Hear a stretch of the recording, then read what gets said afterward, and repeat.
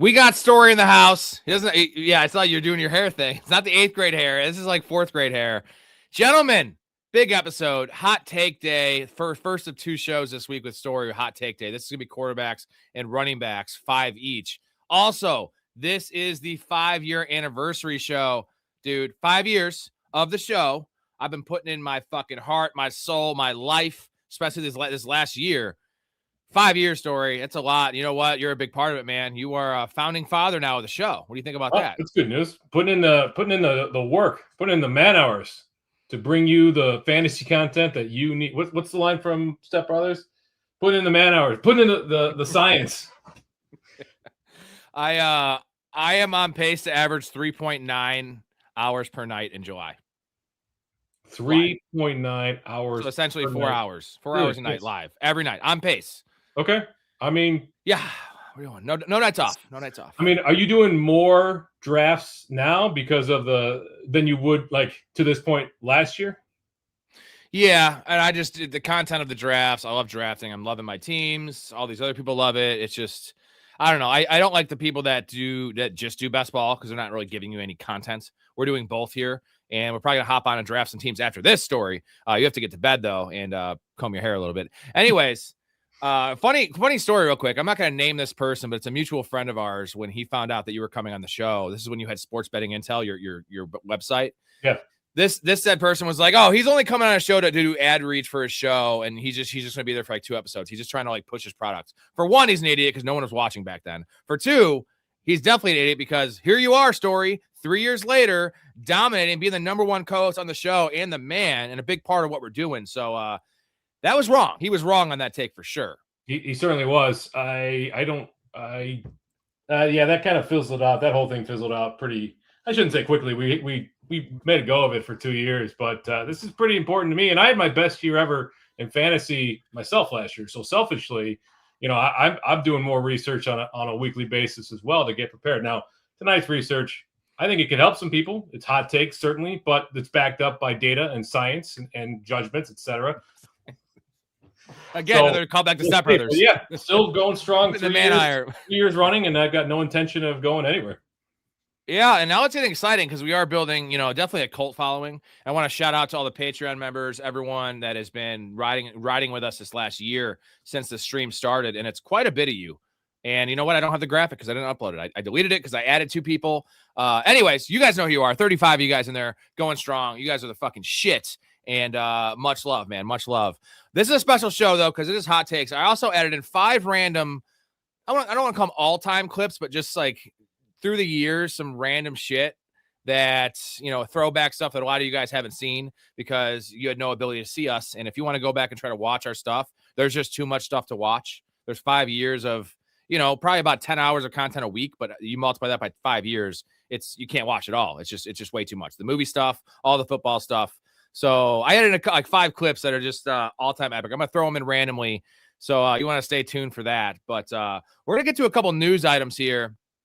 And we have Mark in here who's with us, one of the first OGs of the streams. 5 years going strong, Rob and company. Shout out to Mark for, you guys are all a big part of this as well. And I probably would have quit by now if the kind words and the supports and just the consistency of the community like shows you I'm doing something right. People watching 4 hours a night, everyone positivity, like that kind of shit's fucking huge, huge, huge. So let's get to some news here. I got a hot take from Max. Hot take: Jonathan Brooks ends the year as running back 9 through 16. Ooh, that's pretty. Could happen. Yeah, could happen. It would need need a Chuba injury, but it could happen. Or he just a better player than Chuba. But let's get to some news story. I got 3 juicy ones for you. Guys, I got bad news. I've got terrible news. So this is exactly what I wanted a vacation from. There are 2 guys in this church that are gay. Who's the other guy? I don't get the joke. Yeah, he's never gonna understand. What's wrong with that? Funny every time. All right, so the first 2 are kind of related. So did you hear this Josh Jacobs thing, man? Apparently it is still open, which it's not what we want to hear. We want to hear it's closed. And the only thing that could happen is like a civil thing, which wouldn't affect his availability. But not great. Not great. I mean, if the DA declines to press charges, that's one thing. But if there is a civil case pending, or a civil case filed, the NFL could still be subject to discipline under the personal conduct policy. There's a lot. There's a couple of things. What I was doing a little reading with this afterwards. They could suspend him with pay too. So there's ways for him to be suspended, but not really under a discipline scenario. Basically suspended with pay if he's charged with the crimes or if there's a civil suit filed. So I think it's mostly hot air, but you got to be, if you're drafting Jacobs now, you've got to be aware of this. Yeah, and I could give a shit if he gets paid. Like, it's nice for him, but like for fantasy, like we don't care if he's getting paid. We want him on the field. And I am at like 7% or 6% on Josh Jacobson underdog. So I'm a little under average, but it's not what we want to hear. And that's why the price is, he's ADP pick 41 right now, which is a 4th round pick. We all agree that if there was no risk at all with Josh Jacobs missing time, and they didn't brought anyone in, he's a 3rd round pick for sure. He's definitely like a top 13, 14 running back just based on volume and offense he plays in. Yeah, it's also a bad situation because hypothetically, if this was Kyren Williams, you'd be like, all right, get Blake Corum. We're everywhere, right? Get him if you draft Kyren Williams, get him if you don't draft Kyren Williams. In this case, you could say go out and get the backup to protect yourself, but this is one of those situations where we think it's Marshawn Lloyd, or maybe some people think it's Chris Book. I think Marshawn Lloyd kind of has the inside track, but that might not be the case. And LaFleur could just turn to Chris Brooks to be the between the tackles grinder. And Brooks is 220 pounds, man. Yeah, so there's no clear-cut backup here. This is one of those situations where we think we know, but we might not. It's like the MTV thing. You think you know, but you have no idea. Essentially, that's what we're saying about this backfield. And it ties into the second guy here, Marshawn Lloyd. Apparently, the Packers have this specialization thing. This is what Christian Watson did when he found out he had 2 separate size hamstrings, and that's kind of worked out since. But Marshawn Lloyd needed to do something because this was insane. The guy was getting hurt, like walking to practice. And you know what? Maybe we're missing. I was really high on Marshawn Lloyd, remember, coming out, and you weren't. And I don't know who's right, because the reason you didn't like him it wasn't because he's injury prone. It was because you didn't think he was a good player. I can't say I'm wrong because we haven't seen him play in the NFL. This is a Jonathan Brooks situation, but Brooks has like a reason for that. He tore his ACL twice. These are the smallest injuries ever for Lloyd that keep him out all year.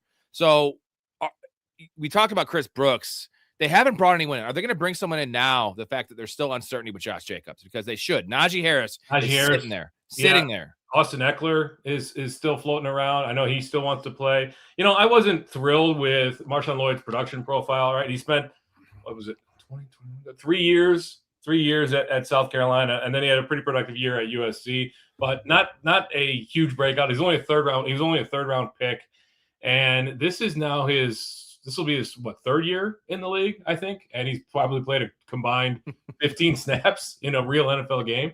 So I'm not sure that the Packers will be able to rely on him, even if they're enamored with the talent, which I'm not so sure they are. So I would look for somebody to be scooped up if this progresses. You know who's perfect? Nick Chubb for this team. Nick Chubb makes a lot of sense because he's a very similar player to Josh Jacobs. Josh Jacobs has more juice than him right now. But I think Nick Chubb makes more sense than Najee Harris, because Najee Harris is also coming off an Achilles, and we don't know when he's going to be ready, what that looks like. But I think Nick Chubb makes the most sense. We all obviously James Conner or Trey Benson, but apparently the Cardinals are keeping both these guys. So stay tuned for that. Mouth of the $20 banger. These Chubbs are brought to you by Downtown Sports and prescribed by Dr. Ray Fosbender. To our health and our degenerate status, let's get to 3,000 tonight. Guys, we need 7 more subs. It could be a giant night. This is the 5-year anniversary of the show. We're also 7 subs away from 3,000. So if we could, that would be just like poetic, right? That'd be huge. The 5th year, the start of year 6, we hit up and get 3,000 subs. Start of 5 years, whatever. Either way, the 5th year anniversary, 5-year. You know what? I golfed today. I'm out of it. I'm going to get it going. This chug is going to help me out. Also, this is brought to you by Downtown Sports. Guys, head over, check out Downtown Sports. Link is in the description. Also, they're on YouTube now, so that's the Spotify link. Just head over to YouTube and search Downtown Sports, Mouth and Beast, where sports come home. Check them out. And he also mentioned this is prescribed by Dr. Ray. We got to check in. We're going to see Ray later in the show, and then we're going to draft some best ball after this. He's going to come on here at like 11:30. He had a meniscus issue, which totally tanked Derrick Rose's career. We love that clip. And we love that clip. gonna be hammered here shortly because we got a 50 bomb from Dude. a 50 bomb. You drinking tea? You better chug that tea. Big congrats, Rob, on the channel. Not only have you put together such a great channel with perfect mix of knowledge and entertainment, you have put together an amazing community of awesome folks. Pro fan of the moon, baby. Love you, Rob. Cheers to that. You don't see that color. We don't see that color very often on this channel. So that color has my dick. It's went from kind of hard to pretty hard, and now it's like shooting off. It's like a rocket. It's gonna like hit the fucking screen. You're gonna go to bed, and it's gonna be like you're not even wearing a blanket tonight. I'm gonna do 2 chugs for Marks, but I'm gonna spread them out in the next. Big thanks to Mouth and Mark back to back. That is huge, guys. 2 pillars of the community, right there, doing their thing. We love you, Mark. Can't wait to have you on the show again closer to the season. You let me know when it works for you. You can come on me and Storey, and you can kind of tag team an episode, figure something out. And then hopefully you're on a little bit more. I know you work a lot. We appreciate you, dude. And let's get to the last news nugget here. Deshaun Stribling. So this is kind of, quarterback speak. It's even worse than coach speak. Brock Purdy has christened. I love how they said christened the number 33 overall pick, Deshaun Stribling, as a baller. It also this pairs with Christian Kirk. Christian Kirk has a calf injury, so he's hurt already. Like, surprise, surprise. Yeah, right. That happened fast. So what do you think? You're not a Stribling guy, right? Not a huge dribbling guy. Again, he had plenty of disappearing games at Ole Miss, but the 49ers saw something they liked to draft him where they did in the second round, where virtually nobody had him. I mean, I'd be surprised if anybody had him that high, if you can go back and fight. But, the praise is good. It's whether or not this is just, in this case, quarterback speak, or he's actually picking up the playbook quickly. We know he's a hell of a blocker. We know he's a physical receiver. He makes plays downfield. He's a pretty good route runner. He's going to have to pick up the game in the NFL quickly. He might have to pick it up if, Christian Kirk, you mentioned he's got an injury. Ricky Pearsall has been off and on the injury report. And then Mike Evans is no stranger to being on the injury report, especially with the hamstrings here. So there's a lot to sort out when it comes to playing time with those 3 guys. Stribling has a chance to kind of crack in if any one of those guys misses times in preseason. And it sounds like Christian Kirk is already there. It could be an important piece of this passing game sooner than we think. More just based on numbers of like how many games will the wide receivers miss, right? It's just availability, and he doesn't come in the league as a guy with injury history, at least not a major one. I did hear that 4 other teams, and this could be all smoke, but 4 other teams had first round grades on Stribling, even though the consensus was round 3, round 4. I heard that too. I heard that especially the Rams, which the way the Rams evaluate talent, you have to take it. But again, it could just be bluster. We don't know for sure that a team had that of true evaluation. If Stribling was a tight end, I'd believe it because they would want to draft him for sure. Oh, yeah. Unfortunately, he plays wide receiver, and they're not putting anything else into the wide receiver. Mark says, did Tony Romo get caught drinking and driving? I saw a meme about it online. Yeah, and we have the picture right here. There's old Tony, the happiest drunk in Wisconsin. Pretty smug for just getting caught drinking and driving, right? I mean, CBS Did you hear about it though? About this. Because the problem is professionally, but in Wisconsin, it's called an OWI, and he got a $300 fine. It's not a felony. So I was telling everyone, go drive. We're right on the border, right? We're an hour away. We're an hour away, Storey, from Wisconsin, and apparently this isn't a celebrity thing. This is a Wisconsin rule where you can just get a DUI. It's not, they book you and everything, but it's not a felony, and it's a $150 to $300 fine. That's all it is. I made the joke. It's cheaper than it's cheaper than a ride share. Yeah, that's literally cheaper than a ride share. Wild stuff. Stuff. First of all, don't drink and drive, folks. Second of all, if you are going to, don't drink and drive, especially in the state of Arizona. They will mess you up there. Just a little side note. But I love Tony Romo as a player. Huge fan of Tony Romo as a player. His shtick, since he's retired, is starting to wear a little thin on me. 100%. And, with the Tiger Woods thing, that's, not drinking, but I wonder if his meniscus had anything to do with it. He had a meniscus issue, which totally tanked Derrick Rose's career. All right, guys, we're going to get to the hot take segment here. We have 5 names here, quarterbacks and running backs here to get into. I'm going to play a clip that's going to be awesome. We have 5 clips, 5 mystery clips, throwback clips from you people that haven't been around that long or didn't watch the channel before. So let's start off with one I love that's pretty raunchy. You're going to love this story. Yeah. So I was trying to think throughout history, what would be a similar storyline? There's nothing. I Taylor got Swift one is for the you. most No, what popular. would have been? Okay, I got one for you. All right. Michael Jackson attending Little League World Series games Ew. with his little boyfriend. Can you guys picture that? You're gonna get demonetized. No, he's got his little umbrella. He's just, yeah, go run, Billy, go. Oh, I thought, first of all, the mutton chops are fantastic. Thank you. Second of all, what year was that? I thought that was going to be the Nick Ozinger. You know which one I'm talking about. Oh, the Pee Peter Wee one? Herman thing. Yeah. Yeah. Yeah. Apparently, Pee Wee Herman and Michael Jackson, people like that, we joke around about, even though it's not a joke because those people all deserve to die and burn in hell for sure. But it's fine. It's fine. I didn't have that one in there because I showed that before, but we have 4 other ones too. So let's get to Brian. What's up, Brian? Why does Tony Romo have a smile like the Joker? It is kind of like, if you put some makeup on him, you could definitely see this. You could definitely see this. All right, segment time. Hot takes. So last year's story, we hit on a couple of these. So we do five a year for the, we do 10 total, 5 for running backs and quarterbacks, 5 for wide receivers, essentially for pass catchers. Last year we hit on 2. Each hit on 2. You had, let's see, you had Drake May will finish higher than Jaden Daniels, and you said top 5 quarterback for Drake May. He was going quarterback 14, so you smashed that one. And then you had Cam Scatabo RB1 in points per game, which actually hit in points per game because you knew he wasn't going to start the year. So that was a hit for you. I had Javonte Williams as an RB1. He finished at running back 11 or running back 12 last year, so that hit. And then Trevor Lawrence, top 6 quarterback. I think he was a top 6 quarterback. I think he was right on that threshold. He had to have been a top 6 quarterback. Yeah, 9 rushing touchdowns. And he went quarterback 19 last year. So those are pretty hot ones we hit on. We both had Justin Fields as a top 5 quarterback. So we don't hit them all. I think all our misses last year were Justin Fields related. Yeah. That's not good. Justin Fields. I'll tell you what, I was that Cam Scatabo, as soon as he ticked into number 1 in points per game, that Giants game or that Eagles game, I was there with a sniper rifle taking him out so I could lock that in for the year. Sub-Zero with a $5 banger. Thanks, buddy. Watch Obsession over the weekend. Holy shit. The hype is real. Horror movie of like the past 7 years. That is great for horror / adjacent. I have not seen it.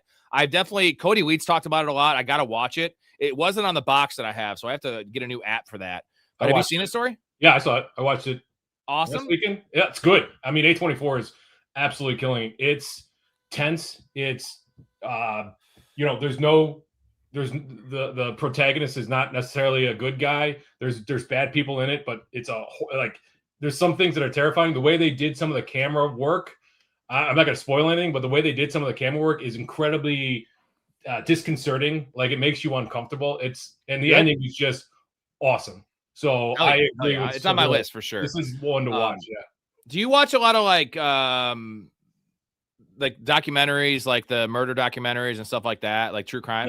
No, my buddy Matt does. He's huge into true crime documentaries and stuff. Your wife doesn't watch them? All girls like that shit. No, she watches. She's Big Bang Theory, Friends, and yeah, you told me that. That's okay. Well, that's very uplifting stuff. But I have homework for you to watch. If you want to watch something that's just really fucked up, it's called Maternal Instinct on Netflix. Guys, if you have not watched it, it just released like maybe in June. Dude, I've watched all of them. I've watched all the stuff on Bundy, all the serial killer stuff, all forensic files. My wife loves that stuff. So I've watched so much of this stuff. This is the most fucked up one I've ever seen. Like, hands down. The fact I didn't hear about this when it happened 5 years ago, it's just about a crazy pathological liar, this chick, and I don't want to spoil any of it. Please, it's an hour and a half story. Watch it with your wife. It's crazy. Watch it before you come on. Please do that. It's an hour and a half. Let me ask you, what's it called? You're going to have to text it to me because I'm not. Maternal Instinct. Yeah, Maternal. You guys, if you have not seen that, let me know in the chat if you've seen it. Netflix? Yeah. Okay. Maternal Instinct. It's insane. It's insane. Sub-Zero, another banger. Hey, Sub-Zero, let me know if you want to play some redraft leagues, redrafts or best ball in the community, because you're in the Patreon now. So you're supposed to be a professional tier. It's fine. You drop me super, so you are in if you want to play. We got Connor in the chat. What up, man? That and Chris Bell. Chris Bell in Miami, if he's healthy by the end of the year, will lead rookie receivers in points per games. Nobody in Miami is an X. Jalen Tolbert is kind of an X, but he's a bad X. he's a really bad X. That's going to be the starting X receiver. Obviously, Chris Bell is probably not playing to week 10, but the points per game thing makes a lot of sense. We love Chris Bell coming out of Louisville. Yeah. I comped him to Rashee Rice, right? I think there's no reason to rush him back, though. So I think week 10, I don't know when their bye week is, but that seems like a realistic timeline. That's why I said that you're getting top 12 numbers out of Greg Dulcich on a points per game basis at tight end 28 price or whatever it is. Sweet. I wonder if that's going to be on your hot tape later in the week on tight ends. We talked about Chris Bell, and he's the opposite of Rashee Rice. Rashee Rice was a strict X receiver in college, and it's just not his game. They moved him to Y and slot. Chris Bell was only a slot player in college, but I feel like his future is X receiver, right? Like he's got the chops. He's a monster of a man and so good with the ball in his hands. So good.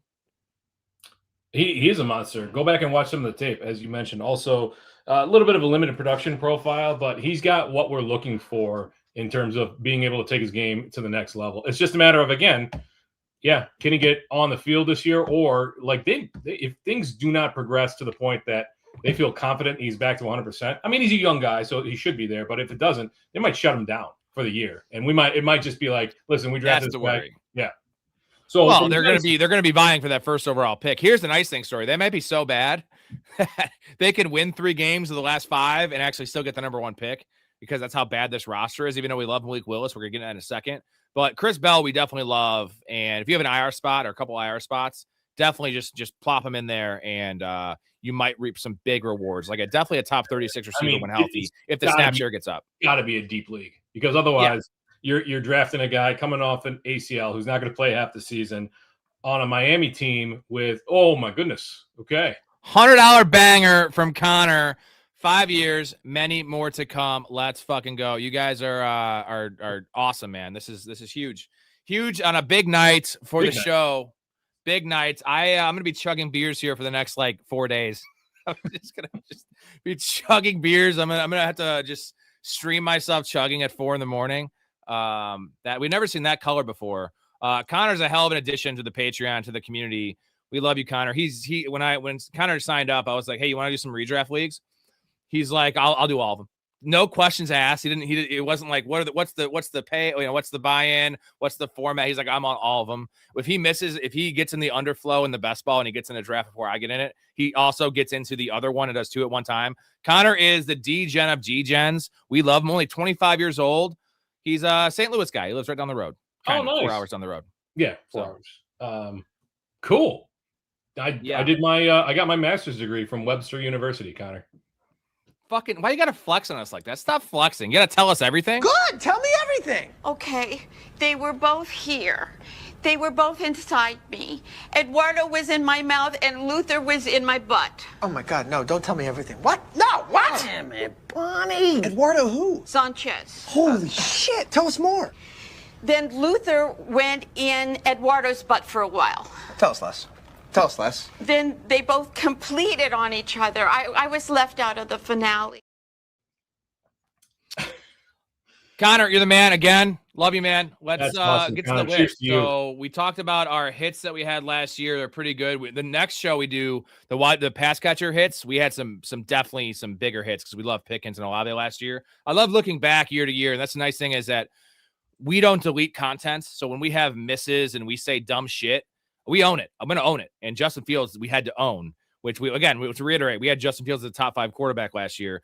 I had Trevor Lawrence as the top 6 quarterback, though, but you had Drake May as a top 5 guy, so that worked out. And you faded Jaden Daniels last year, and you had Jaden Daniels everywhere as a rookie. That's what we do on the show. We don't it's a year by year game. You love Jaden Daniels, you didn't like the situation, right? I thought he was being hugely overdrafted. I mean, injuries can hit any player, but I thought that, I mean, you look at some of the advanced metrics, he took a step back even without the injury. So I do think it's a good opportunity to kind of buy low on some of those assets, in particular, Ja'Cory Cross-Merritt and Terry McLaurin. Yeah, Rashad White, Chickaconquo. Until they sign somebody else, these guys are all going to be values. Let's get to your number 1. It's a Matt Stafford hot take. What do you got, Story? I mean, it's a couple of things. So number 1, Tyler Shuck, Malik Willis, and Kyler Murray. And you know how I feel about Kyler Murray. Kyler Murray all outscore Matthew Stafford this year in fantasy football. Now, I know it's a, saying that Matthew Stafford is going to take a step back because the regression is not exactly news. I think 10 years ago, though, if we were talking about this, a lot of people would have Matthew Stafford after a 40-plus touchdown season, MVP, being drafted a lot higher. But he's a screaming regression candidate. He's probably the screaming regression candidate this year. At 38, though, he led the league in passing yards, set career high in passing touchdowns, and TD percentage, 7.7%, almost 8% TD rate. It's extraordinarily likely that probably all of those numbers are going to take a dip, a pretty significant dip in 2026, even if he plays at all 17 games again, which there's injury baked into this as well, or injury risk baked into this as well. The other guys are running quarterbacks, so they're slightly higher, but Stafford's going into age 39 season. It's going to be tough for him to match what he did in 25.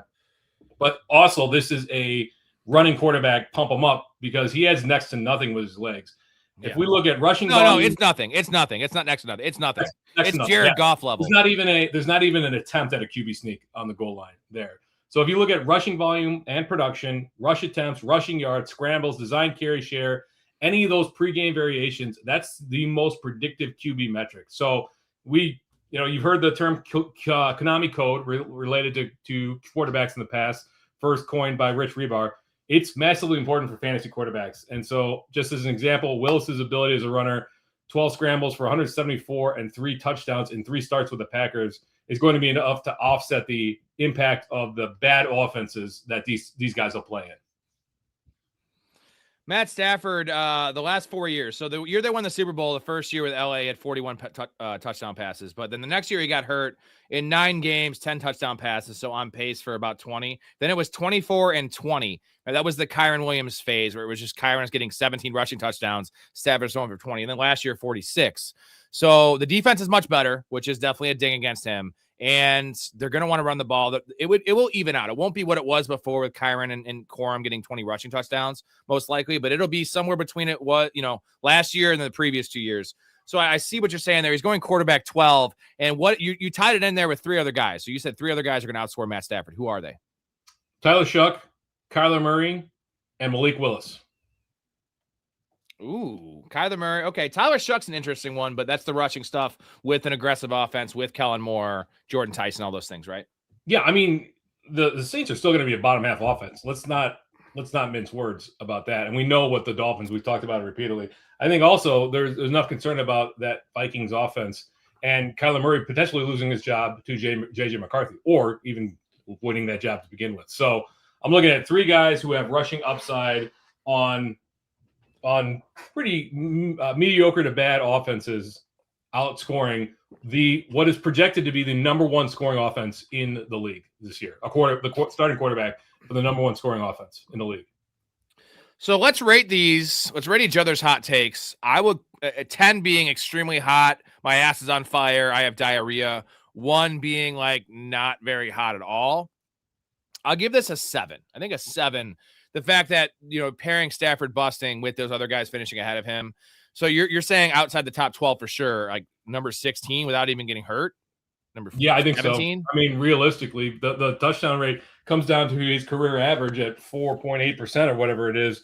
You're looking at probably 12 fewer passing touchdowns. I mean, he's thrown 40-plus touchdowns twice in the past, and the seasons following that, he has thrown under 25 touchdowns each of the subsequent seasons. So small sample size, obviously, but a 7.7% touchdown rate is not sustainable whatsoever in this league. All right, my first one kind of ties into yours. Malik Willis breaks Lamar's rushing record. Those of you that don't know that, it's 1,200. It's 1,206 yards. So over 1,200 rushing yards for a season. Also, he's going to break Justin Fields. He's going to have a game where he breaks Justin Fields' individual rushing record, 178 yards. Remember that awesome game from Justin Fields, our boy? Yeah. This is Malik Willis. So the weird thing is 550 over under for the Vegas line for Malik Willis rushing this year, which has to be injury / shutdown risk. And, these rushing quarterbacks, they always set it a little lower than they should. But I'm going to read you his game logs. In the last 2 years of the Packers, he started 4 games. 44, and that game he came in, I think, in the end of the second quarter, but he got 44, 60, 41, 77. That is 55 rushing yards per game. That averages out. If you play 17 games with that number, it's 930. So, yeah, still 300 yards short or a little less than 300 yards short. that was what he was averaging in a run-heavy offense in terms of, handing the ball off with really good weapons. And it's, the Packers don't have the best weapons, but compared to what the Dolphins have this year, really good weapons. And them kind of having to play, they had leads. They were just trying to put training wheels on Malik Willis so he didn't lose him the game, and throwing the ball, not dropping back a lot. He's going to be having to drop back a lot. They don't want him to do that, but they're going to be losing every game. And it's just going to be Malik Willis running for his life, 9, 10, 11 rushing attempt games, some design runs. This is crazy. What do you think, man? You think this is possible? Like, give me the chance that Malik Willis has 1,200 yards rushing this year. 1,200 yards rushing. It's possible because, who's going to throw to? Jalen Tolbert and Kevin Coleman? Now, I liked Kevin Coleman, but he's a 5th-round rookie, right? So they're probably going to have to just let him do what he's been known to do, which is run the ball. The problem is, oh man, like if he gets injured running, like this goes down real fast, right? Like I'm not so sure. Right. That's probably 1,200 yards rushing is so much. Yeah, this is a 10, right? A 10 on the hot meter. I would put it at an 8. No, that's a 10. Okay. You're right. It's pretty. 1,000 yards. I was going to go with 1,000 yards because I've been saying that. I think it's actually not probable, but very possible. I would say the 1,200 is like the 10% outcome. Okay. Yeah. I think 1,000 yards is a 10% likelihood, but the record, the extra 200 yards is wild. McAuliffe just joined. I have added in the YouTube membership. He isn't fan. McAuliffe, head over to Patreon, find my email, and I'll get you in the Discord. And we'll work something out, and we'll get you in the Discord, and we'll talk in the future. So, CubsFan311@yahoo.com is what it is. You can just find it in writing on the Patreon. It is written down there on the main page. Appreciate you, man. So, I love Malik Willis this year. Again, this has to be a 4 for a passing touchdown league. I will say he's going quarterback 21. There's a lot of concerns.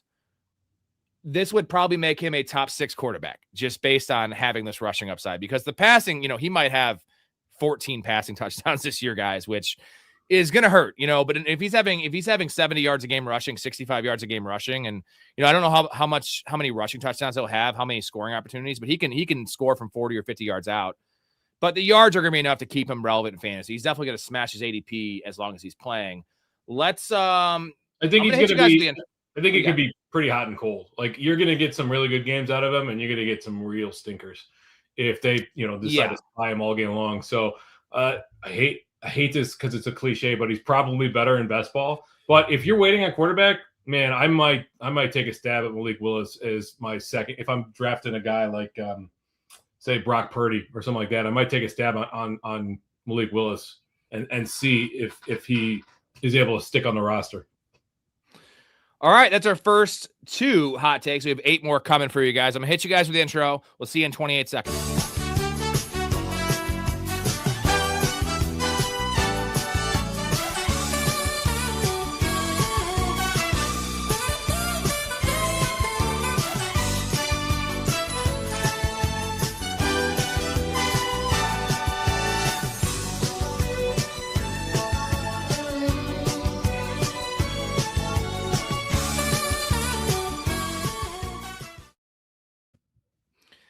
All right.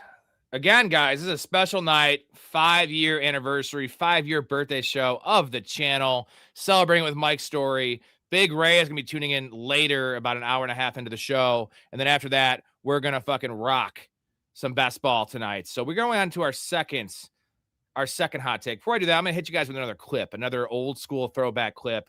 Let's see what I have here. I have something good. You're going to love this one. This is a Storey clip. Storey, this is for you. I like him in terms of, can he possibly carve out a little niche role in the NFL some point down the road? Sure. Can he carve out a little niche role sometime down the road in the NFL? Those are like 4 different things. What I heard is you're not going to draft him. That's what I heard. Even at 199, he's off my board. Yeah. Like, would I fuck her if I was drunk and she paid me? Like, I debate it. Okay, that's not a fucking good girl. Yeah. You got to pay you if you're drunk? Shouldn't be. And you might? Shouldn't be doing that. But there's not a lot of good-looking girls in the pool in Green Bay either. Dubs is okay. Watson's solid. What a clip. Like, that's not a good girl. Like, I'm hammered in that clip, but like, can he carve out a nice little niche roll? Like, what the fuck was that statement, Story? He kind of has carved out a nice little 70% route share roll in the NFL. He's killed it. He's killed it based on what we thought. The fact is, we all agree that Jaden Reed was a second-round pick, right? It was way too high. But we were wrong because he's a good player. Unfortunately, he can't ever see the field in if he was if he was a great player, he'd be on the field for far more than 68% or whatever current route run or route share that they've got. Packers are terrible at evaluating wide receiver talent, if you ask me. I mean, Matthew Golden is a first-round talent. Come on. What are we doing here, Green Bay? You hate the Packers. We got Ben in here.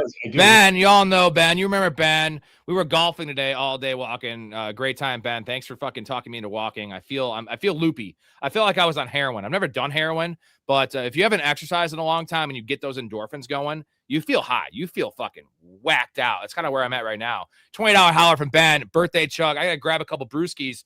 Let's get to Story's second hot take. While I do that, this is an Ashton Genty one and a CMC one. You like doing these dual player ones. I don't like these, but that's fine. Here it is. Okay. You just read it. There it is. Go ahead. Yeah, Ashton Genty will outscore Christian McCaffrey in PPR with a caveat. This is a healthy Christian McCaffrey. A Christian McCaffrey who's going to play all 17 games. Ashton Genty still outscores him and in a PPR.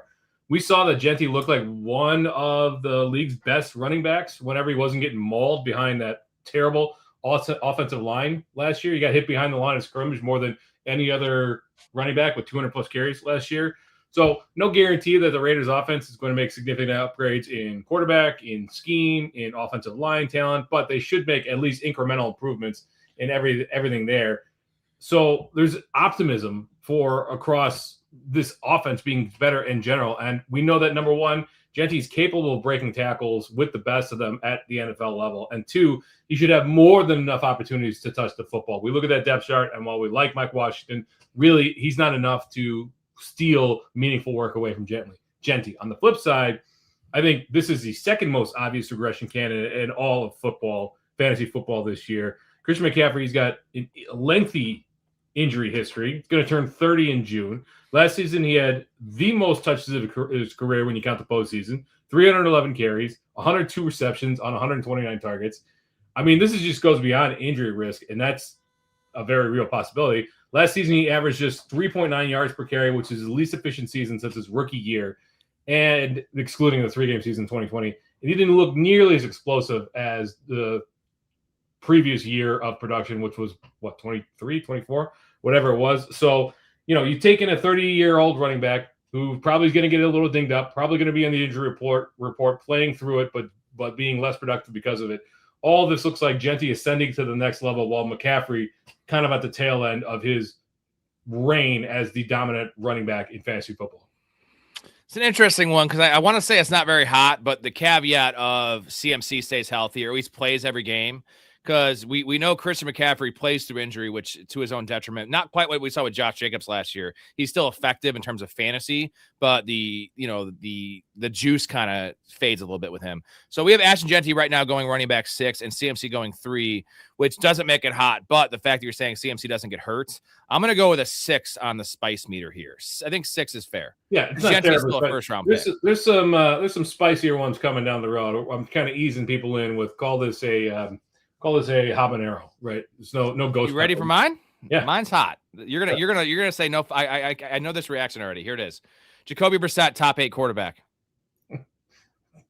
Let's hear the reasoning. I did hear they did come to a restructured agreement today. Mm-hmm. So like $15 million, right?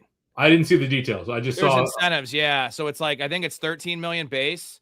Again, this is not fact. I'm just off the top of my head what I remember, but it's incentives up to like $19 million. Now the team might just say, screw, you're not paying you. We're just benching you. That's the worry. But the reason it's hot for 2 reasons. I'm not saying points per game. I'm saying he plays all year and he's going to have to play all year for total points to get top 8.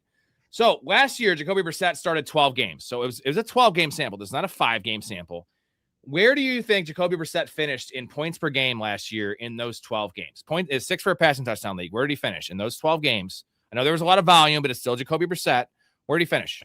QB 12 games. QB 9. 6. Quarterback 6. I was going to say 6 initially. I could have gone quarterback 6 just because he did that last year, but I feel like he was starting to fade a little bit towards the end.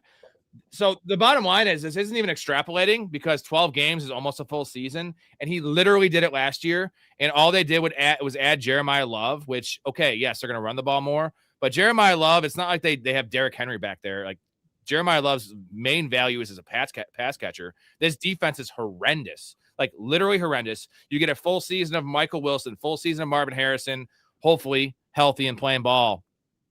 The proof's in the pudding. He was quarterback 6 last year, finished ahead of Dak Prescott and Trevor Lawrence in 6 for a pass. I think he was right there with Trevor Lawrence. Number 6, though. Those are actual facts. And also at 168 yards on the ground and 1 rushing touchdown in 12 games. That doesn't seem like a lot. But again, if that was a 17-game sample, you're looking at 220 yards and possibly 2 rushing touchdowns. That's not huge, but that's not Jared Goff. That's not Matt Stafford. This is a little bit of rushing upside, just a little bit of rushing floor for him. And I want to read you his fantasy playoff schedule. Now, the problem is this could be Carson Beck playing these weeks. Here's the 3 games, fantasy playoff schedule. Jets, at Saints, Raiders. 2 home games and 1 road game indoors. Jets, Saints, Raiders. All indoor games, all terrible-ass defenses.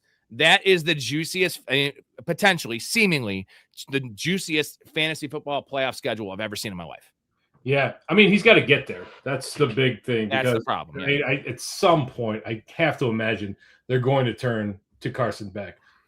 3rd-round pick, but I don't know. Maybe they'll let him run like they did, like the Raiders did with Geno last year, right? They knew that they were going for the number 1 overall pick, so it's.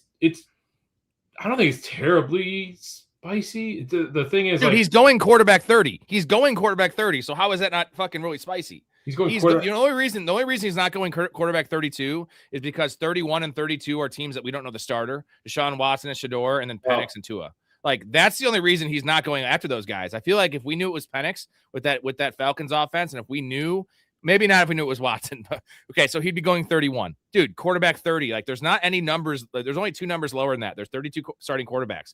That's it. So he's going lower than Geno. He's going lower than Bryce Young. Like, it's spicy because you're getting him for free. Even in Superflex, he's fucking free. In Underdog, he's free. So I love it, man. And I think he's only 33 years old. He's not 37, you know. Like, Aaron Rodgers is 10 years older than this dude.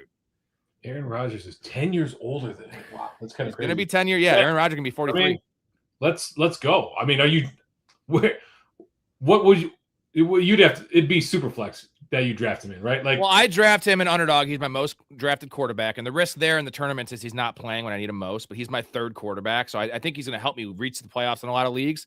And then Superflex for sure, dude. I'm waiting on him and Geno, and I'll take like Bryce Young, and I'll figure it out. And you know what? I'll make sure I have Carson Beck on my bench with the fantasy playoff schedule I just mentioned.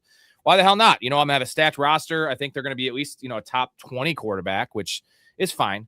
It's fine. Guys, we're going to get to all your comments here in a second. We want to finish this segment, and then we're going to finish the show with Big Ray coming on. So hopefully you guys stick around to get your comment read. You know, I always never leave a show until every single comment has been read, and not just a yes or no. I give you guys all the time in the world because I love you.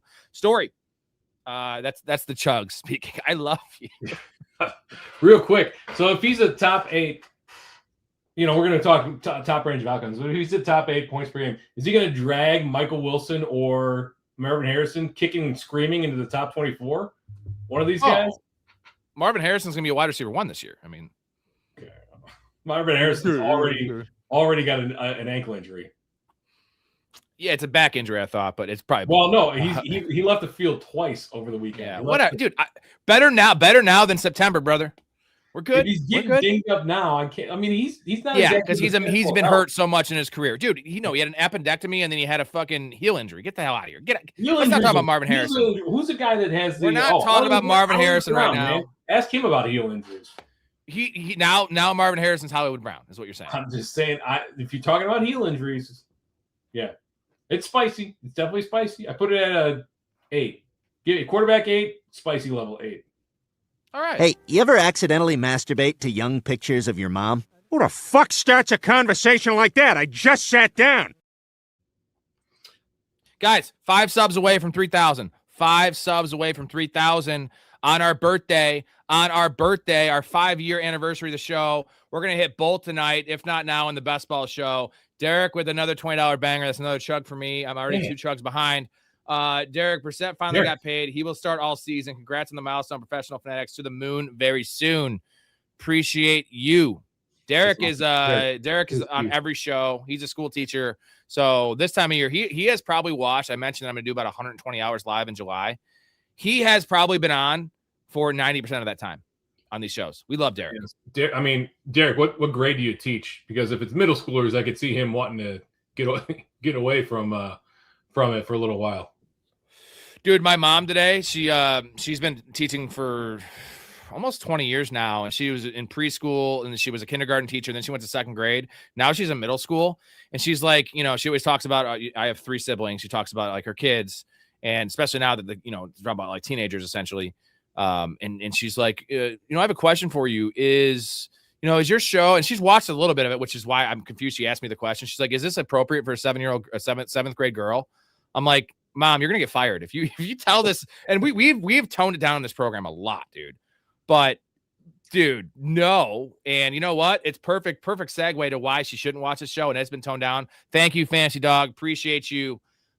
This is an old clip for me and Kappa, and we were talking about it was best acting performances of all time, and we were talking about Heath Ledger in The Dark Knight, and I brought up Brokeback, which I love. Have you seen Brokeback Mountain Story? Not yet. I know you keep telling me to watch it. I did watch a video that said that Jake here's the conversation. This is probably one of the drunkest episodes. We had a lot of them back then, but here you go. This is why you shouldn't not show this to her school kids, because this is bad. It's a love story. It's a friendship story, but they just have sex, right? It'd be like if me and you, right? If we just happen to every once in a while have sex, this doesn't happen. But if it did happen, and like just 3 times a year, we hang out all the time, but they don't actually do that. Whatever, mind. Cut. You know what my question was? Found it? So, no, not anymore. Jesus, what? No, should I even show up to your wedding? We had it was a 5-minute clip of me breaking down who the top is, who's the bottom, and 25 drinks in each, fucking 3 a.m. That's what we used to do. That was the show for a long time. Just two buddies. That's what we started out. 2 buddies that want to hang out and talk. We were like, why don't we just record this shit? And the rest is history. Now you have Mike Storey, more of a serious guy than me, with his hair and his nice backdrop there, his nice suburban home. Professional. And it is. We are professional fanatics. Well, you are professional. Bring the professional and fanatic. All right, you ready for your next one, buddy? Of course. We have Baker finishes above Mahomes. Yeah. Oh, let me preface this here. We have Baker going quarterback 19, Mahomes going quarterback 11. I don't know how spicy it is. Just sell me on this one. Well, I mean, some of the people might think, of course, Mahomes, he might not be ready for week 1. All indications are he should be practicing in full, but he's going to be wearing a brace. So we'll see what training camp looks like. This is a caveat that he starts week 1 and he plays all 17 games. So not an injury upside one. I think that Mahomes is just going to take well, let's start with Baker Mayfield, right? He averaged 19.4 fantasy points per game in weeks 1 to 6 before the knee injury, the oblique injury. If you look at his injury report last year, it is a mile long. I mean, later season injuries really tanked that team in general. 15.5 points per game, week 7 through 18. That's a 25% decline. I think he's one of the last QBs being drafted with a realistic TD spike upside, and he also brings something in the rushing game. Scrambled 7% of his dropbacks over the last 2 years, 22 rushing yards per game, well above his previous high of 10 rushing yards per game. So in Tampa, he's been rushing a lot more. And I say this, Mahomes, he's on our fantasy team, but he wasn't exactly lighting the fantasy world on fire last year before his injury, right? He had the rushing, but over 14 games, he threw for 3,587 yards, 22 touchdowns, 11 interceptions. That's a 2-to-1 touchdown to interception ratio. It's not exactly MVP level. Fewest passing yards for a season in his career, and in 2024, is it? And 62% completion rate was also his lowest mark. So he's not exactly right. He was the QB8 in 2023, QB12 in 2024. And his yards per pass attempt has gone down over the last 3 years from 8.1 to 7.0, 6.8, 7.1 last year. And over the last 3 seasons, he combined for 9 games with 300 passing yards. In 2022, he had 310 of those alone. I just think that they're going to run the ball, or Mahomes is going to run the ball less. They're going to rely on a new star running back in Kenneth Walker. This is a strategic pivot, is a direct result of the knee injury that he sustained last season, and an effort to make sure his long-term health is viable, as well as his career longevity. Mahomes came out and said that he expects to run less this year, just this week. So take that what you will, but he doesn't know. Nobody knows. I'm gonna give this a 3 on the heat meter. It's okay. You better impress the fuck out of me later this week, because the next 2 are okay. But this ties into mine pretty nicely, Story, because my next one is Kenneth Walker, the tiny dancer, a top 3 running back. And you know what? I'm going to cue the clip, because I have the inception. We deleted the tiny dancer cutaway because we can't really call him the tiny dancer anymore, because he was Super Bowl MVP and just was a man amongst boys. Disrespectful. But before I get to the take, let's get to the origin of Tiny Dancer, and this is a great clip. This happened just organically, and then I edited in the actual Tiny Dancer thing. But this is great. Love the guy though. He's a bruiser. He's the no nonsense running back. Which Kenneth Walker we know is kind of a dancer, dude. Like I want to get some Elton John going, like Tiny Dancer. Yeah, Tiny Dancer. Like that's who Kenneth Walker is, right? Like Elton John and those two are they're is he still alive? A few more drinks in, I would have sang that. Yeah, he's still alive. Elton John's okay, alive. so they're having fun. I don't know. I guess it'd probably be a big deal if he died. Yes, why are we talking about, you would hear. Why are we talking about Elton John? I don't know. Well, it made sense. Tiny Dancer. Yep, Tiny Dancers. All right. Story. What do you think about Charbonnet's landing spot? I mean, it's awful. It's just awful all around. Look how I landed the plane there, and I just go right back to be a professional. Hammered as hell. But I love how I bring up Elton John, and then I'm like, why are we talking about Elton John? I brought it up. I'm an idiot. Well, I'm an idiot. I mean, Nick got it right off the bat, so. Yeah, Tiny Dancer, and that's when that's when it started. The whole Tiny Dancer joke, and it was there for 2 solid years. It actually was a good joke. And then he became a ballerina that also just takes souls. But we love Kenneth Walker. And Big Ray is in the chat. We love Big Ray. He's going to hop on here in about a half hour once we get done with the segment. Ray, once you see the segment getting done, I'll cue you up. You join in here. So Kenneth Walker, top 3 running back in PPR, kind of ties to your Mahomes running less. The quote from Mahomes saying he's going to dump the ball down more and just hand the ball to Kenneth Walker. It's the contract. It's the talent. It's the backfield behind him with DeMarcado and Emmett Johnson. I do like Emmett Johnson, but I feel like he's a depth piece. He's going to be fine if there's an injury, which could happen. This is why this is a hot take. Like Kenneth Walker is kind of a riskier pick based on his injury history. But Kenneth Walker right now is going, let's see, running back, running back 11, running back 10, right around that range. So end of the second round, mid-second round, depending on format. Wait a minute. Running back 10, 7 spots difference. Call it 11, 8 spots different, right? Yeah, but top 3 running back, dude. Okay. For a guy. What? Let's put. I want to put a little perspective here. So that's 8 position spots different versus mine of Baker Mayfield being drafted at quarterback 19, Mahomes at 11. 8 spots difference. But those guys are all in the same bucket. Dude, a guy getting drafted in the second round is not the same as going ahead of Christian McCaffrey, brother. You said Genty over McCaffrey. I'm saying Kenneth Walker over CMC, essentially. Let me get to my thing. Can I get to my thing here? Sure. All right. I love you, man. Kenneth Walker has 954 career total touches. He's averaging 4.95 yards per touch in his career. I think he's going to have, here's my, if he stays healthy, with 20 touches a game. You think that's fair? 20 touches a game if he stays healthy? It could be more, but. Yeah, I mean, they don't have, they don't have like a little pass catching running back on the roster that's going to soak up targets. I think it's Kenneth Walker's back. I'm glad you mentioned that, because the last time they had one of these guys, which I think Kenneth Walker might have some of this role, Jerick McKinnon had 9 receiving touchdowns and 56 receptions, which we've seen Mahomes really rely on the running back there for out of the pass game. They haven't had that recently. Pacheco wasn't that. Kareem Hunt wasn't that. But 340 touches is, if he stays healthy and gets 20 touches a game, which I think could be higher. Let's go 340. That is 1,700 yards. And with his career touchdown rate, with those touches, 12 touchdowns. that is borderline a top 3 running back in PPR because you're going to have about 50 catches there.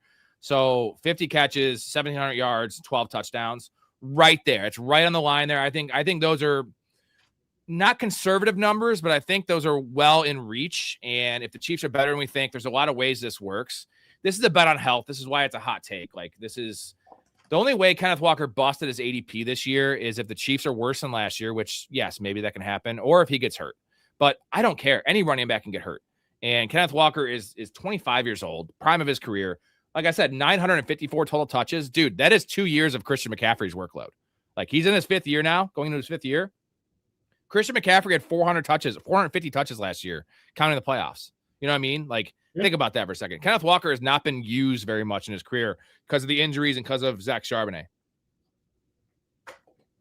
What do you think? Reasonable?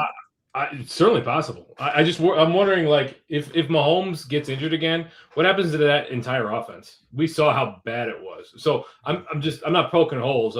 This is just more of a thought exercise. Like, if Mahomes is, like, if he gets injured again or whatever, like, how does the offense fare? How does Kenneth Walker fare? They need to rely on him more, but the offensive efficiency would completely plummet. Oh, apparently we're not talking about, well, maybe we're still talking about it.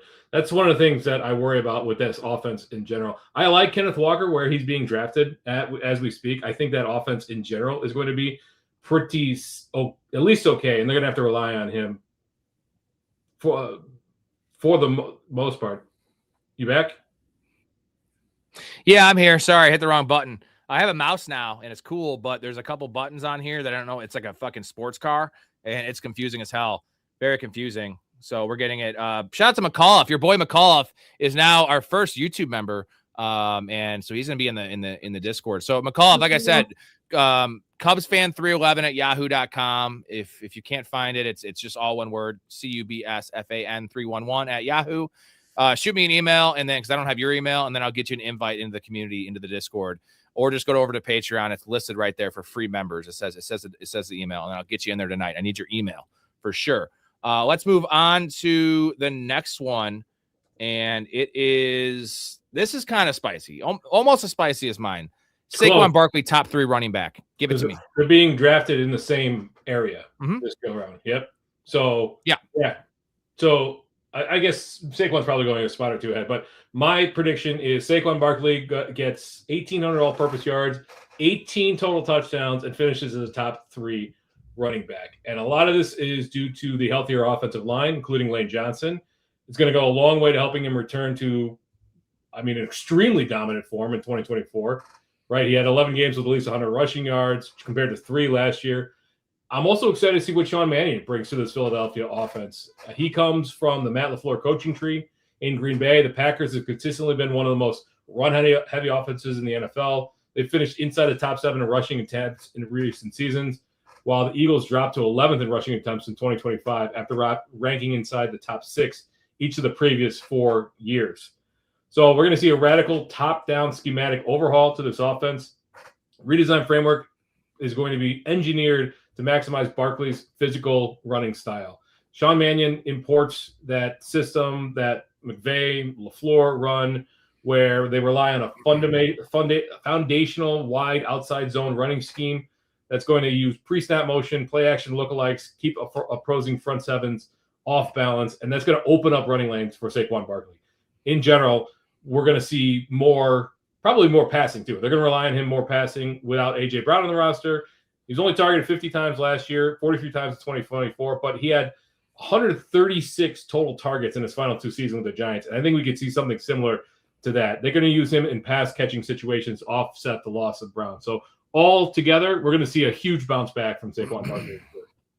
Yeah, a couple bonuses for what you said to add on to what you said.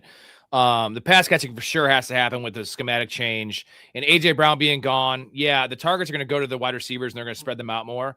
But I feel like there was a lot of plays where Barkley was open to the flat, and it was one of those where AJ Brown was pouting and bitching, and Jalen Hurts was just forcing the ball to AJ Brown just to not hear his fucking whining and complaining, right? Where now you don't have that. Devonta Smith is a quiet dude, a team dude, a great dude, unlike AJ Brown, the librarian, who just fuck that guy. But that's a nice plus. And also the backup there, Tank Bigsby, awesome early down runner. Tank Bigsby is a bottom 5 pass catching running back in the NFL. He has 13 career receptions. So, yeah, maybe he's going to take some of Saquon's early down work, but in the past, it's been the opposite, right? They were taking him off the field for Will Shipley and losing those valuable third down carries. What do you always say, Storey? A target is 2.5 times more valuable than a rushing attempt. So maybe you're going to get a 10%, 15% down tick in carries in terms of opportunity share there out of the backfield in terms of rushing, but you're going to get like a 30 or 33%, a third more in the passing game, which that's where the money's made. You know, Saquon Barkley is elite at making linebackers miss. He'll plow over safety. He's got to get this guy in the open field. Love this take. Love Saquon Barkley. I'm giving this a 6.5 on the heat meter. Okay, I'll take it. Also, because I think it's just so realistic. You know what I mean? Like, he's going running back 9, but it's not about the jump. It's about who he has to jump, right? Like Jonathan Taylor coming off an all-time season, at least the first 12 weeks before Daniel Jones got hurt. CMC, obviously, if he's healthy, he's going to dominate. And even a guy like Genty, people love Amarian Hampton this year, Devin Achane in PPR. So I'm on board with this one fully, and I'm going to not draft him as such. But I think if some of the players I don't love are gone, I'm going to take Barkley at like pick 13 in PPR. I don't care. I'm fine with it in the first round, end of the first round. Yeah, I mean, it'd be tough not to double tap like Walker and Barkley. You know, if you're starting out an RB heavy draft approach, you're doing a anchor RB, and you're like, oh man, but Barkley's still there. You get Walker at the end of the first, and then slap it around with Barkley in the second. That'd be a pretty juicy start, I think. And a thing I love about Barkley over Walker, like we had this issue in our Dynasty League. We drafted Walker and we wanted to handcuff him. And long term, we love Emmett Johnson as a handcuff there. But this year, we're not sold. We know it's Tank Bigsby. Like, we know it's Tank Bigsby. So I don't like handcuffing my own players, specifically because most of those guys, like, you know, Algier the last couple of years was going in like round 11, round 12 for Bijan. You can get Tank Bigsby in round 15. So, like, to lock up the Eagles backfield, which we know is a lucrative, great situation, I'm totally sold on drafting Saquon Barkley and knowing I have that back. I feel the same way about Brock Bowers. It's weird because he's a tight end, but we have Michael Mayer, who we know is probably a top 10 tight end if something happened to Bowers.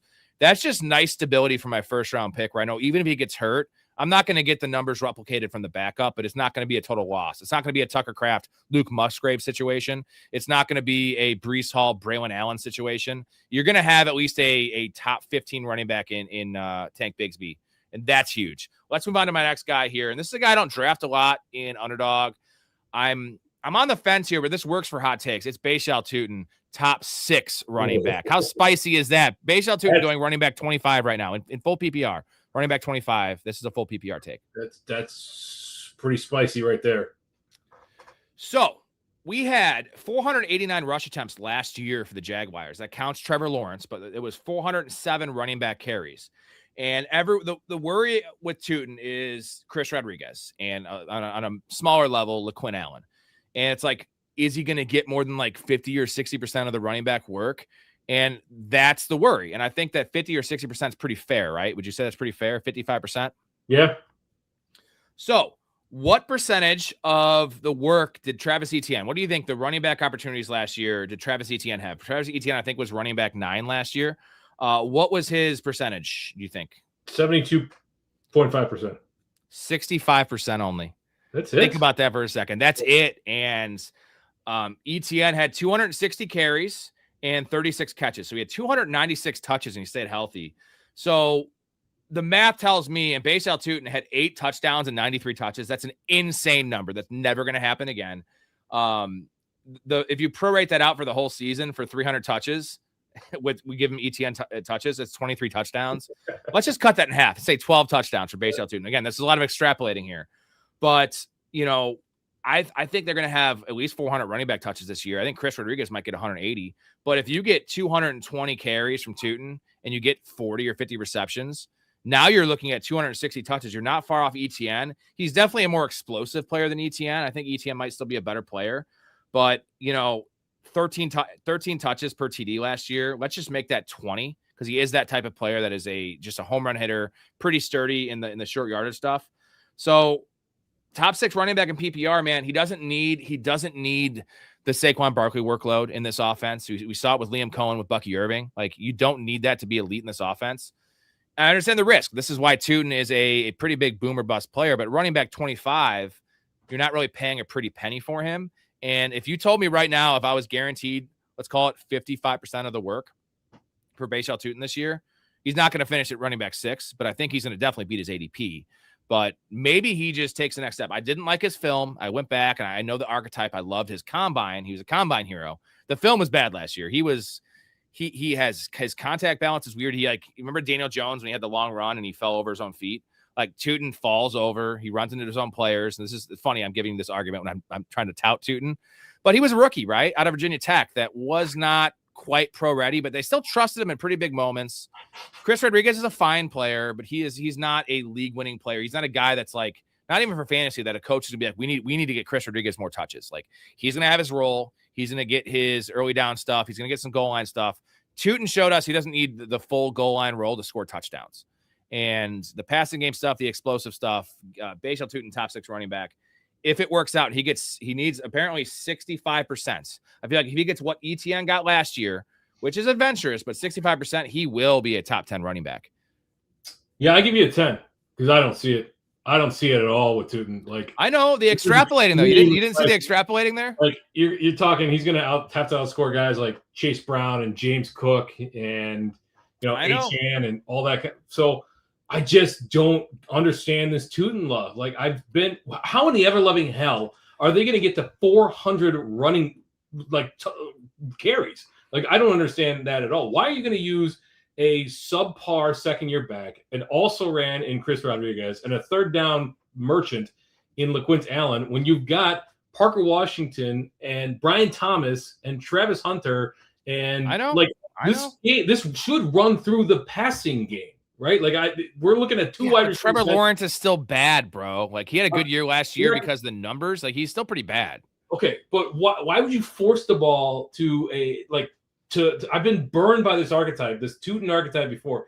I think there's going to be a nasty 3-way committee, and I am not here for it. Like Chris Rodriguez. This is why it's a hot take, though. This is why it's a hot take. It's in the range of outcomes, though, because I know. Do you think ETN would be a top 9 running back last year? No, this is not in the range of outcomes. No freaking way is this in the range of outcomes. Yes, I just did it. That's why I just did the number. I ran the numbers for you, brother. That's why it is in the range of outcomes. He's not getting an ETN workload. No chance, dude. There's no chance. He doesn't need it. He needs 60%, not 65. 60%. Okay. So now that's rough. I get that he probably won't get that. What do you think if you had to parse it out right now? Give me the backfield share of this team. I have something in my head like what's most likely to happen. This is a game of probabilities. Give me what's most likely to happen for Tootin, Rodriguez, and LaQuint Allen. Let's factor him as well. Yeah, I mean 53%, 54% for Tootin, and 38%, and throw the rest to LaQuint Allen. So whatever that comes out to, call it 52-38. Yeah, call it 52-38, 10%. Right. In that case, Tootin would probably he would meet his ADP though, right? He's not a good pass catcher. Like he's just not a good. Fine, he's got explosiveness in the open field. Great, unless he can catch the ball on a wheel route, he's not a good pass. He's not getting these design touches. So he's not getting goal line work. I went hot on this motherfucking one. Okay, you know what? Like Javonte Williams last year, I had as an RB1 in a hot take segment, and you rolled your eyes so many goddamn times. I don't even draft Tootin a lot, but he fit the archetype when I ran all the numbers and I was figuring out a way to. I want to go really hot on these. These are 20% outcomes. Honestly, this is probably a 10% outcome, maybe a 5% outcome. Yeah, 5%. This one is Javonte Williams did not seem likely last year, bro. You remember where Javonte was going? He was going running back 38 last year, dude. And that should be a reminder. Like, we should not be drafting where Javonte Williams is being drafted. You shouldn't be drafting him where he's being drafted now because he's being drafted at his position finish last year. He's being drafted at a ceiling. His range of outcomes is basically he's at the top of his range of outcomes as we speak. You know what? If you believe that, you should bet Javonte Williams unders right now because Vegas has him at 9.5 rushing touchdowns. That's higher than Hampton. That's higher than not Henry, but that's higher than Hampton. That's higher than Barkley even. Like, Vegas loves Javonte Williams, bro. Okay. I mean, they're not always right. So I'm just saying. No, I'm just saying they obviously have him like up there with the big dogs in terms of rushing. Like Jonathan Taylor's at 12.5. All right, we get to your next one. I have an awesome clip here. Hopefully Ray is still in the chat. This is a great one. Big Ray, and it's kind of disrespectful, but he allowed it. Here you go. This is him talking about his grandmother. My great grandmother, rest in peace, Gigi. She gave me my mom She literally gave us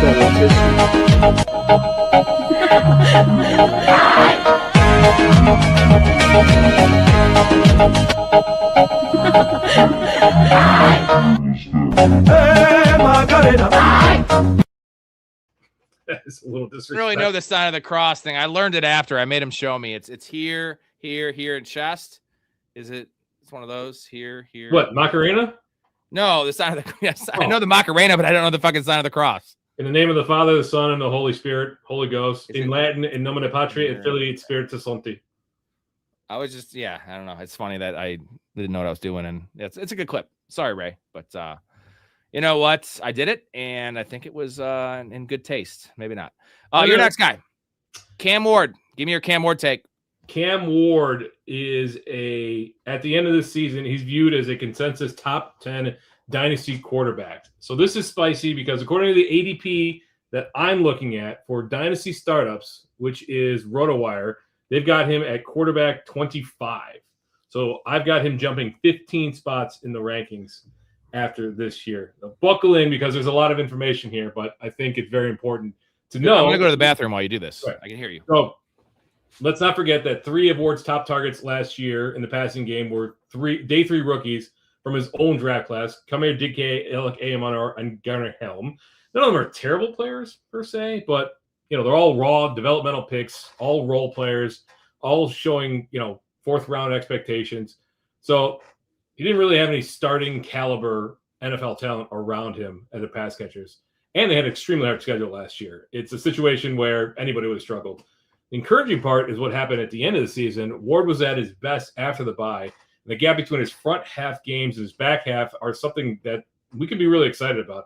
He still has to master some of the very basics, the mundane. But what we saw flashes brings me back to his Washington State days. And that trajectory is pointing in the right direction. They addressed the supporting cast by drafting Carnell Tate. Big level up for him, and pairing him with Wan'Dale Robinson, who set a career high in targets last year. That's going to raise his floor. It's deeper than talent, though. They got a new offensive coordinator, Brian Daboll. Not a great head coach, but I think he's a good coordinator. He's Robinson's former head coach. He spent his entire career basically in the same system that the Titans are going to install, so he's not learning anything new. The only adjustment is the supporting cast, and this should be an exciting year for a couple of the pass catchers. He's one of the PFS breakout quarterbacks this year, basically headlining their all-breakout team. The bottom line is what we saw in the film at the end of the year, the roster moves, the new offensive coordinator.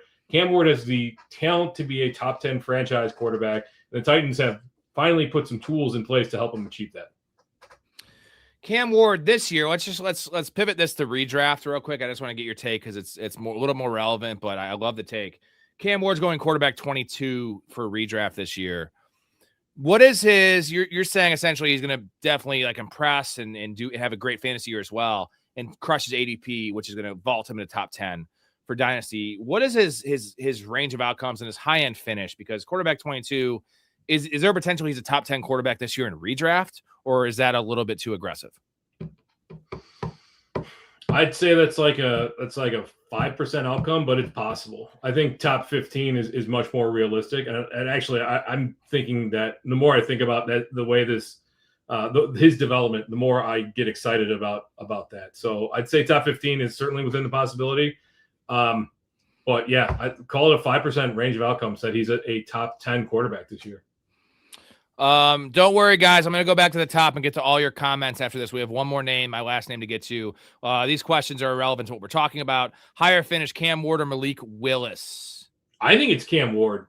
Just because in points per game, it might be Malik Willis, but if you're talking season long, Cam Ward, because I don't know that Malik Willis can withstand the amount of punishment that he's going to take and sustain all season. He's probably going to, pop up with a knee or shoulder or more likely an ankle at some point. Good call. Carnell Tate's ADP is slowly moving upwards. What's his ceiling this year with Cam Ward? So you're a Carnell Tate guy. I am not a Carnell Tate guy in terms of talent, although I like the landing spot more than you did. So we're weird. I don't like the player. You love the player. I love the landing spot. You're a little soft on the landing spot. What is his upside? So Carnell Tate is, I'm going to check this out right now, but you talk about his upside. I'll let you know where he's going. Yeah, I mean, any receiver drafted 4th overall is going to be very heavily involved in the team's offense. I think he's a super high risk, high reward type player. But we've seen guys with his type of talent and his pedigree come in and establish himself. I think his upside, God, I mean, if you want to think about like this offense taking a step forward in general, it's going to be on the back of Carnell Tate. I think he's a top 12 possibility. I really do. It's a low range of outcome or low possibility of range of outcomes, but I think he has the ability to crack into the top 12, especially if we see, a few injuries crop up here and there. He's going like wide receiver 25, 27 range, around that, almost up to 28, but he's rising, like you said. Man, I see Carnell Tate more of as a floor play this year. And I'm not saying he won't meet his ADP, but I don't see the upside in Carnell Tate like being a top 12 guy like you say. I think that a guy like Brian Thomas, a guy like Marvin Harrison, and you hate to hear that, have higher upsides just in the offenses they play in. They want to run the ball here.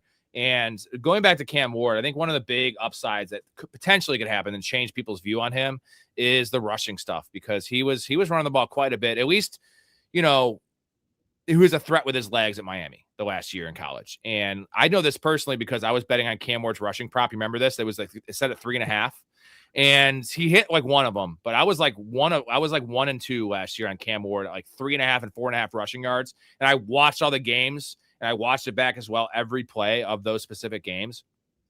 And dude, it'd be 3rd and 7, and he had an easy 12-yard lane. Easy, and he wouldn't have to take any punishment either. And he just throws it up to Samir DK or Io Manor in triple coverage and throws a pick. And we know Brian Daboll encourages, that's maybe an understatement, encourages his quarterbacks to run, like, because it makes the game easier, especially a young quarterback like Jackson Dart, Cam Ward, young quarterback.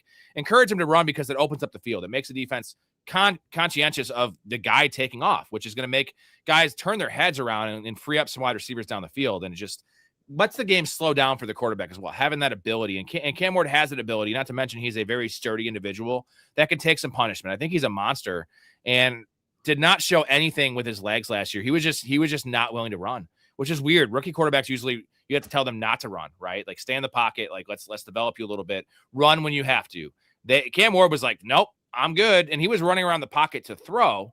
And it wasn't like he was just standing there and throwing the ball away like Zach Wilson. He was literally like just scrambling around and chucking it downfield. So that is the upside with Cam Ward. If he what is his rushing upside this year? Is it like 300 yards? I think it's 450 yards realistically. That's huge. Yeah, I mean, you go back to like his what year was it where he was where he took over as a full starter in Washington State? 2023, was it like that? I'm not a college football guy. This is your domain, dude. Anyway, yeah, I mean, if the offense, I mean, the defense is going to be fine this year, but the offense is going to need to play to keep up. He didn't have a ton of rushing in college, but yeah, I think realistic, like, man, if he could get to 400 yards, you'd be pretty happy with Cam Ward in season long. All right, my last one here, last hot take, Quinshad Judkins. My boy, you loved him coming out of college. I love him now. Top 8 running back. I don't care. Let's just call this PPR. Guess what? We're going bold here. How bold is this one? This is Quinshad Judkins going running back 24, one spot ahead of Bayshell Tootin. Where was he in points per game before the injury last year? And also, like, where was he after when he kind of took over full time? So, like, call it week 5. It wasn't week 5, actually. It was week 2. It wasn't full time. So week 1, he actually played. It was week 2. Sorry. Week 2, he came back and played, had 10 touches, like a 40% snap share. And then week 3, he got like 18 carries. So I don't have the points per game numbers because I don't think they're relevant because how bad that offense was last year. And yes, this offense could be just as bad. There's zero chances offense is worse though, right? Because Dylan Gabriel started like 8 games for this team. There's just no way it's worse with year 2 Shador and or Deshaun Watson. I understand that, and the nice thing is you lost Myles Garrett. Now, it's not great for the game flow with Judkins. I think that, like, as much as I love Dylan Sampson, they're going to want to ride Judkins as long as they can. Judkins had 26 receptions last year in 13 games. So he played 14 games last year, but the first game, like I said, was a 40% snap share because he didn't have any preseason. And then he got hurt in the second quarter of the game that he broke his leg. So I'm counting that as one game, essentially, in terms of a full snap share. 13 games last year, he had 26 receptions, so 2 receptions a game. Doesn't sound great, but as a rookie, as a guy that's not really a pass catcher, you can do worse than that. That's a 35 reception pace, which is not bad. He was on pace, though. He had 256 touches in 13 games. That's literally 20 touches a game. So that is, on pace for 340 touches last year if he just stayed healthy as a rookie with no preseason, no training camp. Did average 3.6 yards per carry, but that was not on him. If you watch the film, he had no running room. They were just attacking the guy in the backfield. He was still getting 2 or 3 yards when he was getting hit 2 yards behind the line of scrimmage. Last year, though, 1,030 yards and 9 touchdowns. That was decent, but I feel like his floor this year with those touches, even if he stays inefficient, this offense still sucks, is 1,350 yards and 9 touchdowns. If I ran the numbers, I think that's his floor if he stays healthy. This is about as safe as he can get for touches, right? For a guy you're getting in the 4th or 5th round, running back 24, 20 touches a game. If he got it last year on this bad team as a rookie with the all the stuff in the offseason that happened, he should be able to eclipse 20 touches a game. This is a workhorse type running back. This guy's a man amongst boys. And if at 350 touches, you can't get players like that in the 5th round. You just can't. They don't exist in nature. Yeah. So I agree. This is spicy. I think he's a low end potential. I think his upside is low in RB1. And I'll say that because the injury seems to be behind him. He was a full go in training camp, which is optimistic given the severity of the injury, but I'm not really comfortable saying he's a top 8 running back because he's primarily an early down running back for a team with a pretty competent pass catching back on the roster and a declining defense that's going to force the Browns to kind of play from behind and throw more often. They're only projected to win 5.5 games. We don't really like running backs that are on historical teams. I get it. Well, it's spicy. Yeah, this one's very spicy because I love Dylan Sampson. And I loved him coming out, but the situation is not ideal, to say the least. And I love Dylan Sampson. We always want to talk to Sampson around here. I want to talk to Samson. Climbing to the moon like that bitch Alice Cram. I will say, though, where this comes to fruition is the volume. You mentioned that. The improved supporting cast and the offensive line. Yeah, well, your boy, Concepcion, and Denzel Boston. And then the overhauled offensive line. So that's got to gel, and it's got to gel early. But assuming they do, that will improve that yards per carry, that efficiency metric, which is not terribly predictive, but it's a good quick way to look at how efficient that running back was last year. Why I love this, though, is so many of these backfields are 3-headed monsters, or at least have the potential to be a 3-headed monster. This does not. This is a 2-headed monster. We want to target. I think that negates the bottom 5 offense potential because they want to muck the game up, right? They're going to play in some shitty weather games.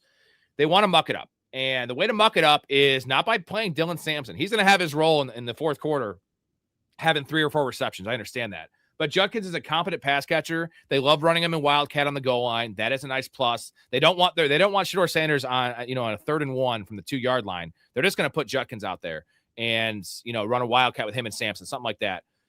This is a volume play, and this 350 touches. I don't care how bad he is. We love the player. The situation's not great. Probably not going to be a top 8 running back if he doesn't, the efficiency doesn't improve and the offense doesn't improve. Right. That's still a top 14 running back just based on the goal line work. It's an NFL team. They're going to score points. They're going to have some easy matchups, and 350 touches. I think that's his floor. Again, if he gets hurt, it's not his floor, but this could be a 380 touch player, man. This could be 22 touches a game. There might be some games he gets 14 because they're losing by 21 points. Well, but Myles Garrett leaving, Jared Verse is good. Their defense is still going to be average. I feel like this is an average defense. Would you agree? Yeah, but the loss of Myles Garrett cannot be understated enough. The defense is going to be worse last year. I just don't know how you don't, force.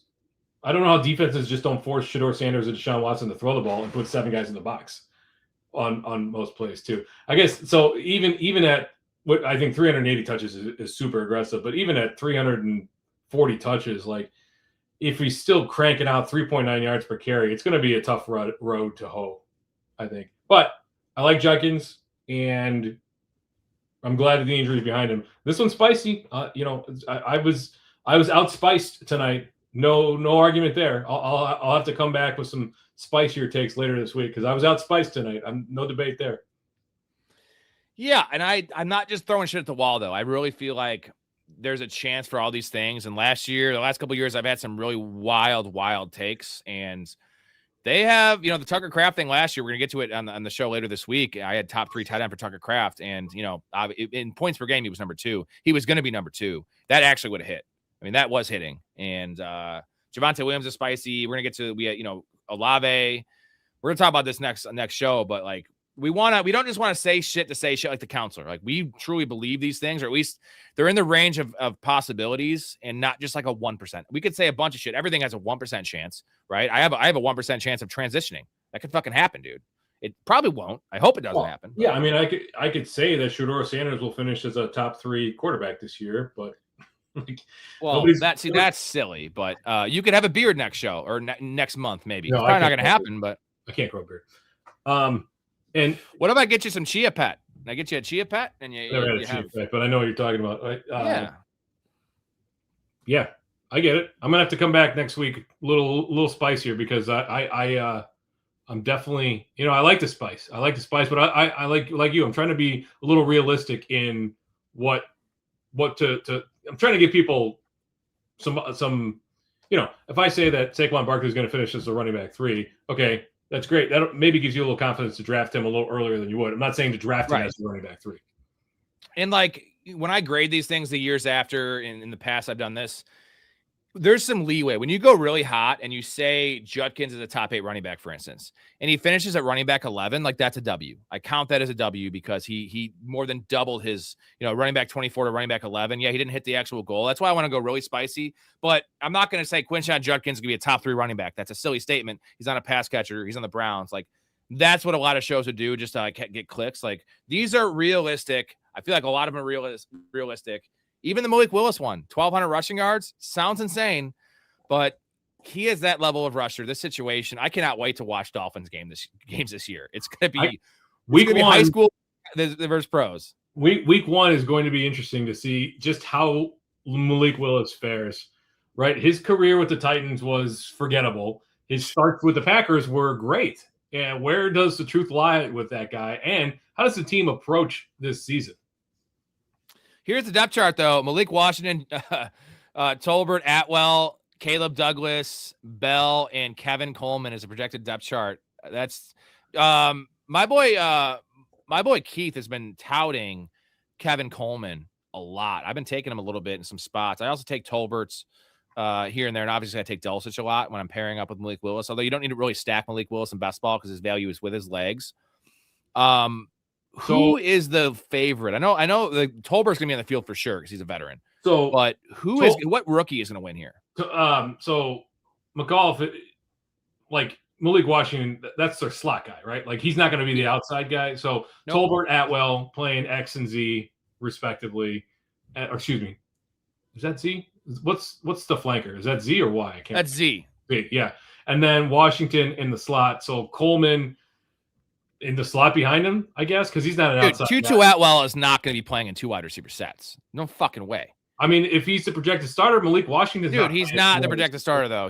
I love Tutu Atwell. He's not he's a gadget guy. Like not really. He's a specific like big play merchant that you want in 4 wide receiver sets. Fine. You throw him out there and he runs down the field fast. Just everybody wait when Jalen Reagor starts in 2 wide receiver sets for this team because he's just a big outside guy who almost caught the opening touchdown of the Super Bowl 2 years ago.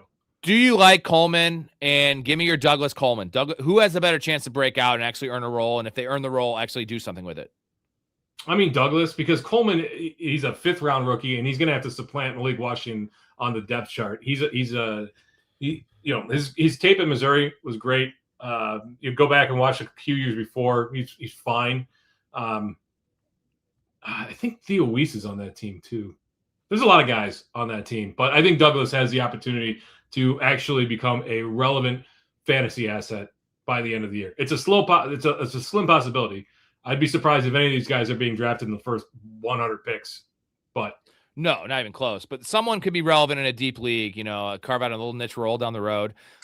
Thank you, McCall, for joining and being a member. Guys, 5 subs away. This is our 5-year anniversary show, the 5th year of the show. 5 subs away from 3,000 subs. Let's get both these on a one giant night. There's 30 people in here.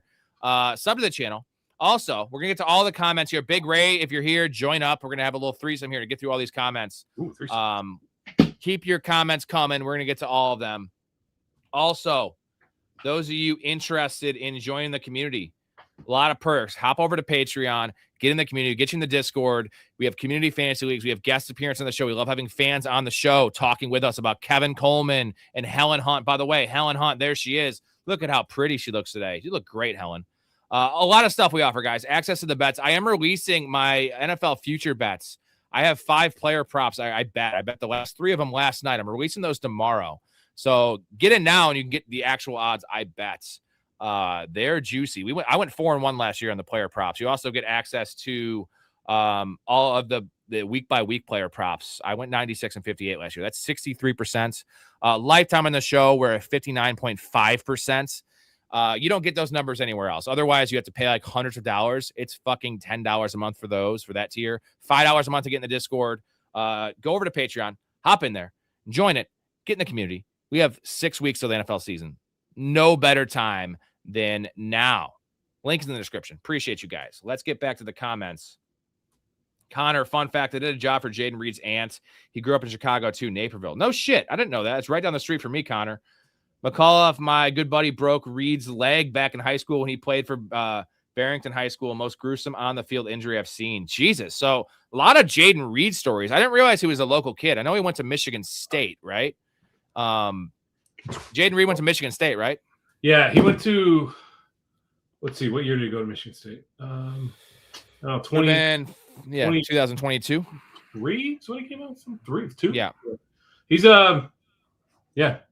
nice kid. I mean, never met him. He's from this area. Yeah, that's what I didn't realize he was a local kid. So, 2 stories. He went to Naperville Central, Naperville North, something like that. It's one of the Napervilles, I think. Tank Dell's coming back, dude. Tank Dell is actually like looking spry. Apparently, I've been saying this for a while now. I expected him back. I feel like he helps this offense as a whole in real life. He's gonna have some big splash plays. Definitely help CJ Stroud and potentially David Montgomery spread the field out, and Nico not getting doubled. But Nico is the number 1. Jaden Higgins is gonna be on the field a lot as number 2. I think they like Jalen Knoll. So Tank Dell will be like a wide receiver 4 that plays 40% of the snaps in situations. Yeah, unfortunately, I think his days as a reliable fantasy asset are over. He'll have some spike games, but he does help this offense in general, right? They don't really have a huge field stretcher like Tank Dell. That guy, I mean, I wish him all the best. His knee injuries are not something I'd wish on my worst enemy. The fact that he's able to come back and play in the NFL after that injury from 2024 is amazing, to say the least. Does that you mean Neuqua Valley? You said Neva Valley. I think Neuqua Valley. We played them. They were in our conference. I went to St. Charles. Neuqua Valley's in that area. I'm gonna look it up now because now I'm interested. Guys, get your hot takes. And while we're reading these comments, we just said our hot takes for quarterbacks and running backs. You can throw any position in there. Give us your hot takes, and we will read them and we'll discuss them. We're gonna be on here for another half hour or so. Big Ray will be joining us. Fantasy Dog says, "Shout out Fantasy Dog. We love you, man. He's a Patreon member, community member." Matia Valley High School. Matia Valley. Okay. Oh, yeah. Weird. But no, he transferred to Naperville Central his senior year. Garrett Wilson, top 10 receiver. What do you think in PPR? What do you think? I mean, he's getting drafted like wide receiver 16-ish, so that's definitely possible. Like Mulder, I want to believe. The problem is Geno Smith did not really show us the stuff they showed us in Seattle last year in Las Vegas, and they've got some more offensive weapons on there, so his volume is going to take a dip, right? Sadiq is potentially the real deal, and they've got your boy Adonai Mitchell there, so they could be a surprise offensive team. I want to believe because I like Garrett Wilson, love his talent, but he's never really done it, and other guys have done it with bad quarterback play. You know what I mean? He's never really crested that top 10 that we want to see. He hasn't become that alpha wide receiver yet. McCall says, I don't get why Miami let Brissett go either. Easily would have been a better spot had they not paid Malik and tank for Manning. Now it's tank for Jeremiah Smith, which is not as appealing. I think it's more appealing because, and here's also the thing, if Malik is bad this year and they're bad, which they'll be bad, I don't know about Malik being bad, they would still draft Arch Manning. They can get out of this deal after 2 years. So they would draft Arch Manning, who's still kind of a project. Let's not act like Arch Manning's the God's gift to us in the fantasy community and NFL community. They would still draft Arch Manning, right? And just have a quarterback competition with Malik and Arch. Yeah, if they get the number 1 overall pick, I would be floored if they didn't take a quarterback in this draft. even if they I want Jeremiah Smith. I don't care. I know this guy's a Pro Bowl player. I know this guy's a potential all-pro player. I know this guy's a potential all-time player. Figure out quarterback later, man. Or trade back into the first round. You saw that with CJ Stroud that year, right? The Texans did that. So you take Jeremiah Smith at 1, then you trade back in and get the 3rd or 4th best quarterback, and you have the future, Like, that's what I want, personally. Yeah, I'm not so sure it's Arch Manning at this point. I mean, the other thing is, like, if Jeremiah Smith has this not all pro. Let's see, is it the Biletnikoff Award, the top wide receiver in college? Yeah. If he has a season like that, I'd be hard-pressed to not rank Julian Sayin as the number 1 quarterback prospect coming out, right? Like, he's not doing it he's not throwing the ball to himself. So, I mean, he's got he's got the size, he's got the look, he's got what teams look for in a 5-star early enrollee. He went to Alabama. He played at big-time programs. He's a winner. We'll see. I understand what you're saying because I love Jeremiah Smith, but there is, I think there's no doubt in my mind if the Dolphins get the number 1 pick, they're taking a quarterback. Thanks, Mouth. Mouth's one of his best friends, Joanne. She's going for Maxim's cover girl. We've been talking about this in the Discord. Vote for her. She is close. He just sent me a couple picks, so hopefully I don't get in trouble with my wife. She knows the drill already. I'm going to send that to you guys. Vote for it. It's free to vote. You can also pay for votes, but just vote for free. Do it. Why not? Yeah. Get her in there. It's free to vote. Why not? Yeah. Thank you, Mouth. Appreciate you, my dude. And we need to go to Laporta's value better than Loveland, or Loveland worth his value at tight end 3. I think that Laporta has better value than Loveland just based on he's tight end 8 compared to tight end 3. Do you agree with that? I'll just say this. Tune in later this week and you'll get my takes on something related to tight ends. May or may not involve Laporta and Loveland. We'll see. I dig it. I definitely like the later guy there. For me this year, I'm comfortable taking Bowers. For me in PPR, I'm comfortable at pick 15, like really comfortable at pick 15 because it's the back end of that tier at running back, and I want him there. Trey McBride, I'm comfortable where he was going last year, pick 27, just based on the positional advantage, and he's not going to have the year he had last year. It's still Trey McBride. The problem is I prefer Warren. I want in a vacuum, give me Loveland over Warren, but Warren goes 25 picks later. Like, I wouldn't have pegged that. I didn't realize it was 2 full. Okay, sorry, it's not 25. It's ADP is 45 of Loveland and 63 for Warren and half PPR. So 18. It's a round and a half. You're going to round and a half discount on. Yeah, I mean Tyler Warren. That Daniel Jones is a full go. He should be. This offense should be. They won't be as good as they were last year, of course. But the way they use Warren in the red zone, the way that he was underutilized, he underperformed in the touchdown column. Right, his expected touchdowns were about 2.5 higher than his actual. Actually, no, I think it was 3.5 higher. He only had 4 touchdowns last year, and if he gets 8 or 9, he should. I would think that's a really good season for him. I think McCall is referring to Brissett here. 3,600 yards, 20 touchdowns, and 10 picks is his lines. Easy smash with playing from behind. I won't bet Brissett's futures because the risk of being benched. Like I'm not going there because everyone has the injury risk baked in. Now you have a benching risk where a guy like Malik Willis has the injury risk, but he's not getting benched this year. Cam Ward is not getting benched this year. But Brissett and Geno Smith in particular are two guys that, if it's going really bad, why wouldn't they take a look at the young kid? And, Klubnik's definitely not ready. I don't think Carson Beck's ready, but the fans will be clamoring if they are 2-11. Why not just play Carson Beck? Also, they want to lose games. Carson Beck will lose you games. I think that's going to happen, brother. If Brissett only has 20 touchdowns, that's going to be a bad season for Wilson, Harrison, and McBride. That's going to be rough. 20 touchdowns to go around for the entire pass catchers. That's not going to be good. Derek says, I'm a basketball coach. I teach high school health and PE. I love how he says that because Derek is a very aware individual. And a lot of people, there's a running joke that you're not really a teacher if you teach physical education, but you're teaching health, which is very important. It's very important. There was an episode of Community where Troy and Shirley signed up for PEE, physical education. And Troy, he was the athlete. He was a quarterback in high school. He thought it was going to be physical education, but it's teaching gym teachers. And so Shirley, the mom, dominates in the class, and he's like this big buffoon. It's funny. Show's great. Go watch Community if you haven't seen it. If Baker finishes over Mahomes, then Ibuka is a steal mid-second, late third. He goes in the third for late second, early third, exactly.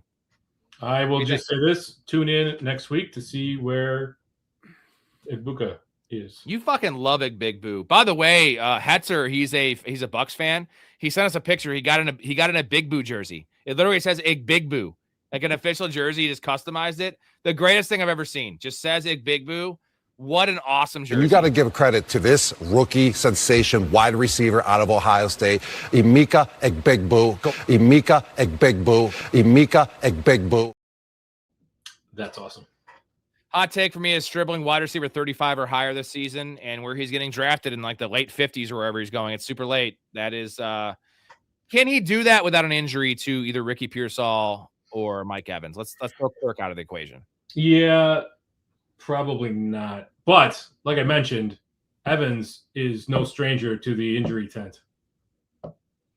No, he is not, and he's also 34 years old. Any chance Rashard Smith plays the McKinnon role? Kenneth Walker gets used like Pacheco / CEH. CEH, God, what a bum! Dude, there was rumblings that Rashard Smith was going to get cut though, and they drafted Emmett Johnson, who is a elite pass catching running back. So I think they should keep Rashard Smith. I think he's got a lot of juice in the passing game.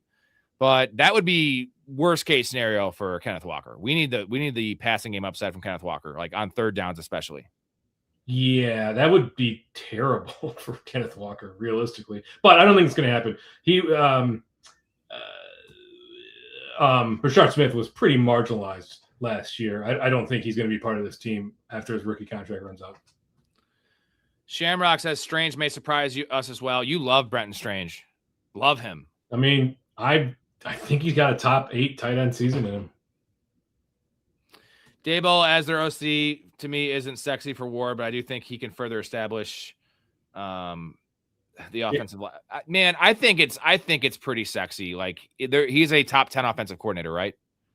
Brian Daboll. I mean he's an idiot. I mean, he's an idiot for sure. But yeah, I mean J.C. Latham should take a huge step forward this year. I would love to see him move over to left tackle. I don't think it's going to happen, but don't forget he was a top 10 pick a couple of years ago.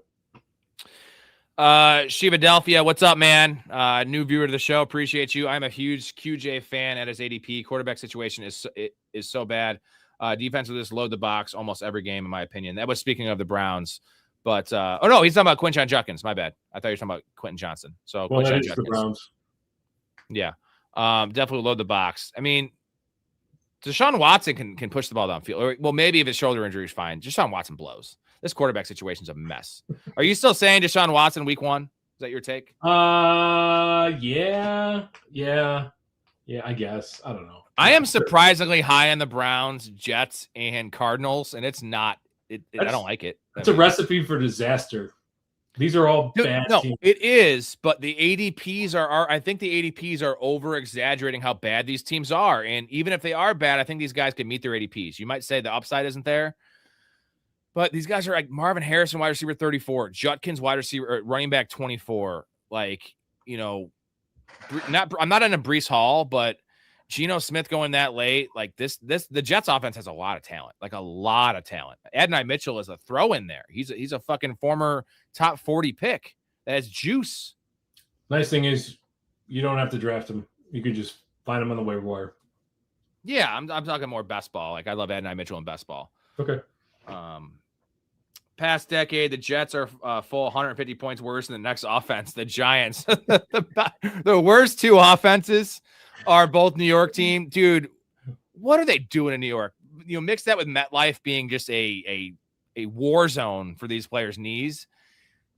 What they're offering, like they have Broadway there. New York is huge, and then you're just like, come see the Jets and the Giants. Guess what? We actually don't play in New York. You got to drive over to Jersey and watch a team score 13 points and lose like 30-13. I mean, pretty soon we're gonna have to drive to Hammond, Indiana, to go watch the Bears. I don't go to Bears games, so I'm good. I'm saying we as in the royal we. The royal we. Yeah.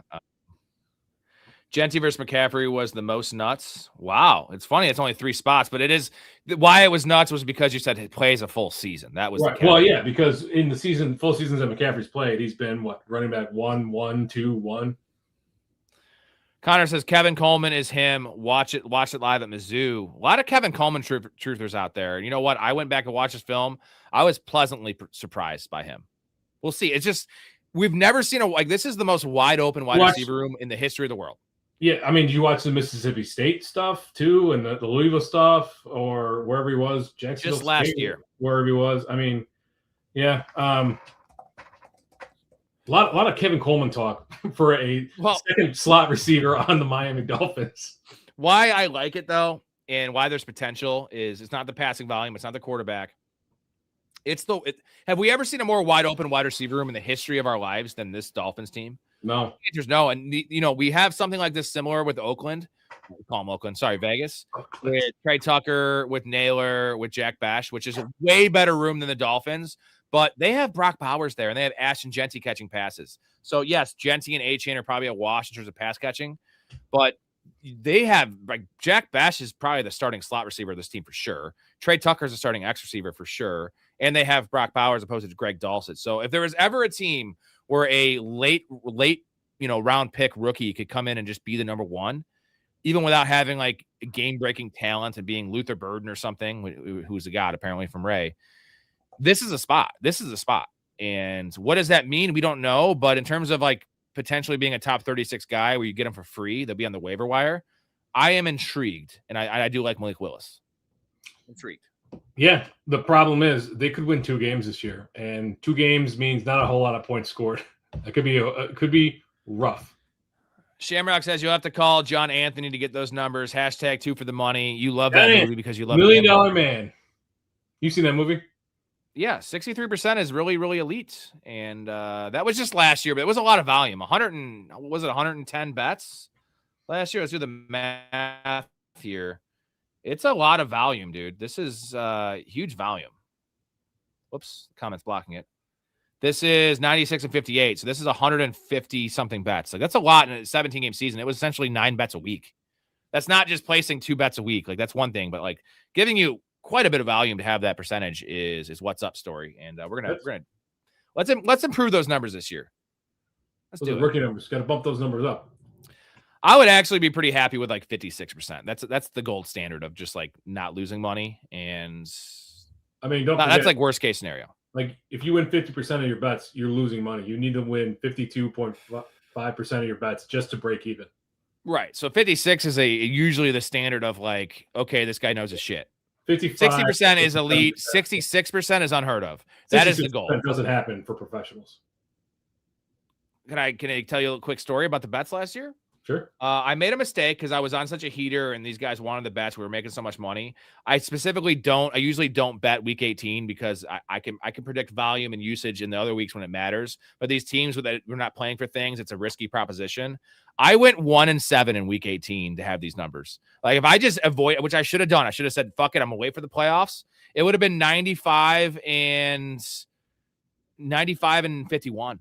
Like that's almost 66%. I was right there. I was at like 64.5. And then, the playoffs weren't great either. I will say this, in leading up to week 18, you'll see a ton of chatter online about contract incentives and player X needs Y yards, Y receptions in order to get a contract incentive of $1 million or whatever. You got to tune all that out. It's all nonsense. It's all engagement farming. It's all clicks. Because the sportsbooks already know that information, and the lines that they set has that information built into it. Every once in a while, you might find a weird situation where, what was it, Mike Evans, they force fed him to get him that 1,000 yards or whatever. God, that was wild, dude. Yeah. They risked the game on that screen pass. Yeah, they were up by less than a score. That's a once in a 10-year kind of thing. So when it comes to 18, I get what you're saying. Like the weirdness that is week 18, you should probably just turn your phone off, walk away for a week, and then get ready for the playoffs. All right. Hot take. Liam Cohen is going to lead this team to a playoff win this season. What do you think, man?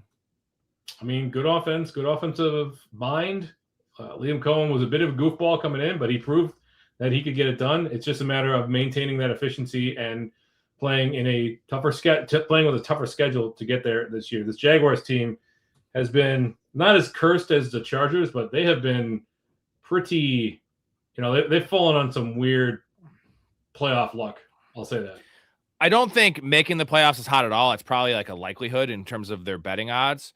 But winning the playoff game in the AFC, you're going to have a Bills matchup. You're going to have potentially a Ravens matchup, a Chargers matchup, Broncos. Like the AFC is a murderer's row at the top. And I just don't, unless they get a bye, not even a bye, like a top 2 seed, that's where it changes. But I think it's pretty reasonable. I'm a little lower on the Jags this year because their defense is going to be poo.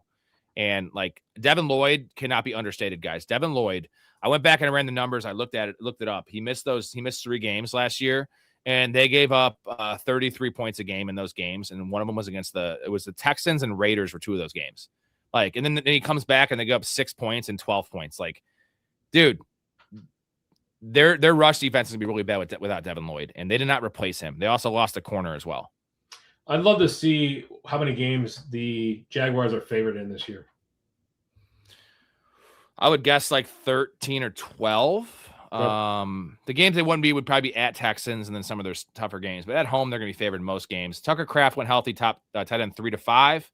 He's getting drafted tight end 6 or 7. But yeah, I think that's definitely possible. We love him. I mean, he was there last year. This one's hot.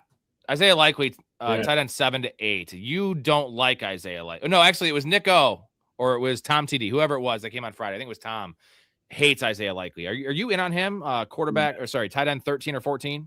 No, and it's not even my boy Theo Johnson being there. It's just Likely has had the opportunity, albeit scarce opportunity, but he has had the opportunity to pop, and he's never done enough to overtake Mark Andrews in that offense. So I get him coming to the Giants. It's a John Harbaugh guy, but there's not enough volume on this team to make Likely a top 8 tight end. Big Ray joining the party. Big Ray, you got the stash. This looks great, man. Yeah. Were you at the mustache crawl on Saturday in Chicago, Ray? No, Storey. I would love for you to hear this story real quick as I can tell it. 6 years ago, bachelor party down in Key West with all my friends I've known for 20 plus years. There's a bar with a strip club in the middle. One of my buddies bought me a lap dance, and she was maybe 4'11", 100 pounds, sweating, 100 pounds at best. Her name was Cherry Pie. No curves, no tits. If I had to guess, she was sex trafficked in there. And now I had this porn stash at that time. She was grinding up on me. She's like, "Oh, Ray, you're so sexy. You remind me of my uncle." I was like, I'm like, okay, so your uncle is a fat white dude with a porn stash. My God, I was disturbed. I walked out of there, and they redeemed themselves. You remind her of your uncle as she's grinding up on you. That doesn't speak to great. That's like a Fight Club level reference. No, it was Big Ray. I got something for disturbing. you. I got to play this. We were playing old time clips. I'm gonna play this one again because disturbing. You know this one. You remember this is Bad Santa. You remember this one? My great grandmother, rest in peace, Gigi. She gave me my mom. She literally gave us that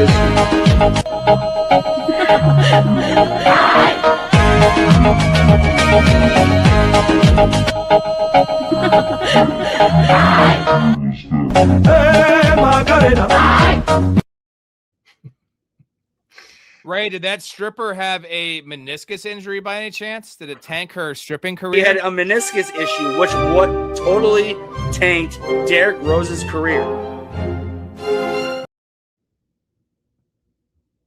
Yeah, big issue for a stripper, right? Meniscus injury. Maybe buy Tommy Vercetti's shirt. Ooh, I did. It was Tommy Vercetti from Vice City and GTA. It's $30. Ray Liotta.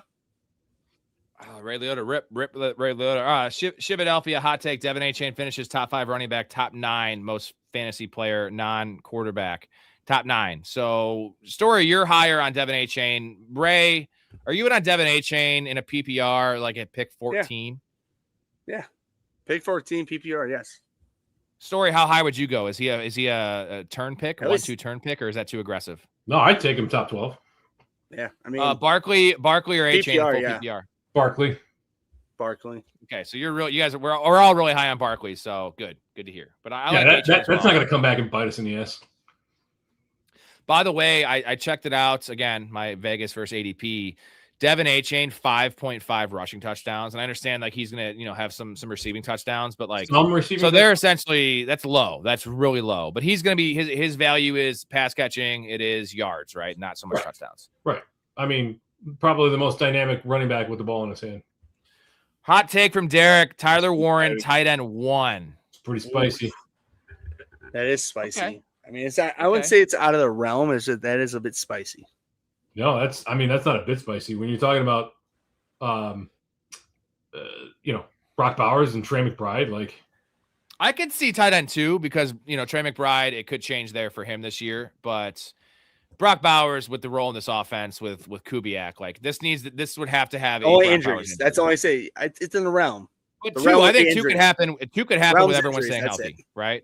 He could definitely pass Loveland. He could Loveland for sure. And then, come on, Colson Loveland. Well, I believe in the quarterback more there and the offense there than I do in Indianapolis. But look at the competition. Your boy Luther Burden, right? Roma Dunze, the running game. Like this team might have to throw a lot there in Indianapolis. Shiva Delphi agrees with all our takes, all our possibilities. Appreciate that. We have Shamrock, hot take, Ibuka. Big Boo is a top 10 wide receiver. Getting drafted, I don't know exactly off the top of my head, wide receiver 18. He's getting drafted in the middle to end of the 3rd round. 15 to 20, right in there. Yeah. What is the possibility for that story? Ibuka top 10 receivers at 33%? I'm going to hold my comments until the next episode, till the next stream. Shiva, hot take, 2 great quarterback values that all can finish top 8 this season. Knicks, Purdy, and Darts. Definitely, I mean, Dart, if he stays healthy with the rushing stuff. Brock Purdy, just based on him being in for his career points per game, he's already there. And Kyle Shanahan. The Knicks one is interesting. I want to talk about that because this defense is so good. I think they could take a step back. But Shanahan getting that accident, and he's like going to be at training camp, 40 stitches, broken bones. Dude, badass. Dude doesn't fucking care. He is a fucking. Dan Campbell wouldn't even have gone to the hospital though. Dan Campbell would have tried to bite the. He would have bit his own knee off. He would have bit his whole knee off the fucking knee off. Bo Nix is the one that I'm quite. I love the rushing upside. This sneaky rushing upside he has. He actually rushes for a lot of touchdowns. But is the ceiling capped based on this defense? Now Jalen Waddle was huge. This is nice for him. But top 8, is that like a ceiling? These other guys I feel like could finish top 5. No, I mean, what's the rushing upside for Bo Nix? 300, 400. I know 400. I think 400. Yeah, 400. Yeah, I mean, with Sean Payton, obviously adding Jalen Waddle helps. Courtland Sutton is still a hell of a red zone threat. I shouldn't say that. He caught touchdowns out of necessity. A good running game, top 8. I mean, what was his rookie year? I mean, he took a step back last year, but what was his rookie year? I think he was somewhere in that 10 range, right? I think he was top 12 at least. Yeah, because he was getting drafted like quarterback 7, I don't know quarterback top 8 10, but top 12, I think. At 14 to 12, right in their story. But it was rookie year, and he didn't start week 1. So that's a big cursor. Now, I mean, we'll see. I mean, I think everything comes down also to Neighbors in a way, for his success. Not running, but overall success. We have Shiva Delphia here. As an Eagles fan, Saquon Barkley could struggle to finish top 14 running back by week 18, end of the year. With what we saw last year, I agree, because that's where he was last year, right? I think he was probably finishing right around 14. But that usage, as well with him being diminished by all those touches the year before, like it can't be this bad, right, guys? Ray, it can't be this bad again. We talked about it for hot takes. There's no way. Saquon Barkley, baby. He's not 32. No, I mean, and here's the thing too. I mean, when it would be one thing if he was still with his original team with the Giants and they didn't have a running team, like a running quarterback. I mean, you have Jalen Hurts. That takes a lot of, at least the bang, the intramural, small, short yardage getting banged up, but it also takes away, the scoring opportunities. But nonetheless, Saquon Barkley, he is in Hall of Fame talent, 1 of 1. He'll be fine. At least for this. Yeah, I feel like that's his floor, right? Running back 14 seems to be like that. Last year was his floor for many reasons. Here's a chart for you guys. I don't disagree. I mean, I talked about why Saquon Barkley has the upside case. The downside case is this offense. I don't know, man. Like, it can't be as bad as it was last year. Just by the nature of this offense getting back to mid-level, will he improve? Derek says, years ago, a group of friends were on a road trip. A van full of drunkards see a roadside sign reading topless. No joke. One of the young ladies had a knee brace. Must have had a meniscus injury. Wait, do they want topless now, Derek? No. We don't want He had that. a We've seen that meniscus before. issue, which what totally tanked Derek Rose's career. Derek, I'm sorry. I could have sworn you said I want to see Ray topless. People love the Dr. Ray thing, and it is a great bit. You are a doctor and you're a chef, you're all those things. We have Mouth with hot take Naylor top 30 wide receiver. I've been breaking this down. I like Naylor more in redrafts, but I like Trey Tucker more in best ball. They go back to back. Trey Tucker's gonna have the boom bust weeks. I think Jalen Naylor is a pretty safe, steady. And if you're playing like a 14-team league, I think you could be comfortable in bye week starting Jalen Naylor. Ray, what's your take on Tucker versus Naylor? So I would say that, of course, like Tucker has had the history, but at the same time, it's just one of those things that with Naylor, he has a more upside of a wider wide receiver tree. You know, his route tree, and just be able to be in the offense in more ways in the wide receiver position, at least, than Tucker can be. Tucker's more the slot guy and, return person and all that. Not to say that Tucker is not bad. It's just Naylor has a more upside to be able to play better positions and get more opportunities in different ways that Tucker is not able to. Storey, you're taking Naylor or the upside shot on Trey Tucker? Or am I wrong with the upside shot being Trey Tucker? No, I think the upside shot is Trey Tucker, but neither one of these guys are draftable in a redraft league. So best ball, sure, take a shot on either one of them. Right. Naylor, probably the safer guy, realistically, but there's going to be plenty of days where you're not going to be happy with Naylor. Just draft Brock Bowers. Best ball, sorry, you said that's you're going to do it. Redraft. We got Brian Wright in here. What's up, Brian? What up, Brian? 2 of these 3 finished top 12 tight ends. Dulcich, Likely, Helm. I'm throwing Likely out of it. He's going tight end 13. That's not even in the discussion. But Dulcich and Helm. Why are you not mentioning? You're not mentioning the actual obvious answer. And here's the obvious answer. You know who it is. We want to hang out with him. We love him. You know who it is. It's TJ Hawkinson. We fucking love TJ Hawkinson. And here it is. TJ.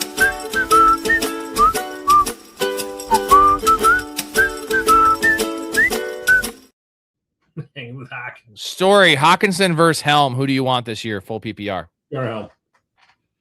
Jesus, get out of here. Ray? That's what you did. Ray, who do you want? I could have said any name. He's just like, I could be like, no, you just. I love Aaron Hernandez or TJ Hawkinson this year. Who I you can't taking, get over, the dead guy or the guy that's I playing? can't get over Is it an all casket league? Dude, just that whole apparently too much for me. Apparently, TJ Hawkinson's a dead man. Helm, okay. He has 3 players. I picked one. Out of your 4 players, I'll pick TJ. How about that? Brian, he puts Okonkwo is fair because Okonkwo is like 10 and 17, so that makes more sense. I would rank it Okonkwo, Dulcich, Helm. I like Helm. Here's the problem with Helm, guys. Daniel Bellinger is best friends with Brian Daboll. It's one of these. It's a I don't know what the hell happened, why they love each other, but he's gonna be on the field in line. They're gonna play a lot more 12 personnel this year. But Daniel Bellinger is a pretty serviceable pass catcher. You saw him when we wanted the Theo Johnson love last year's Story. And Daniel Bellinger was popping up with some 60-yard games, man. And he's going to be on the field. This is weird, but they love Daniel Bellinger there. They paid him a lot of money, too. It was a wild, big contract for a guy like Daniel Bellinger. Yeah. I'm sorry, I wasn't paying attention. But could you answer his question? You didn't. We're talking about guys that nobody's drafting in. I was saying Daniel Bellinger is going to hurt. Helm potentially. You didn't answer Brian's question. I don't know. You did 2 or 3. That's all I asked. Not saying they're good questions, just are good players. This is a good one for Max. Hot take: CJ Stroud, top 10 quarterback. Is this possible with this defense? Oh man, with this defense, I don't know. Tank Dell taking the top off the offense or top off the defense, opening things up. Does that just mean more running for Woody Marks / David Montgomery?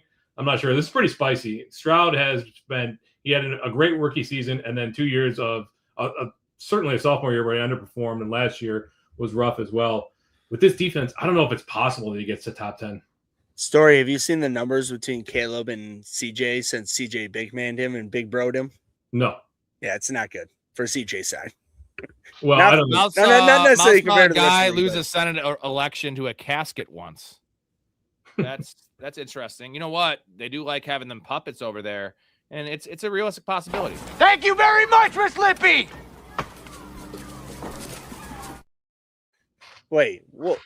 You didn't have her putting the macaroni.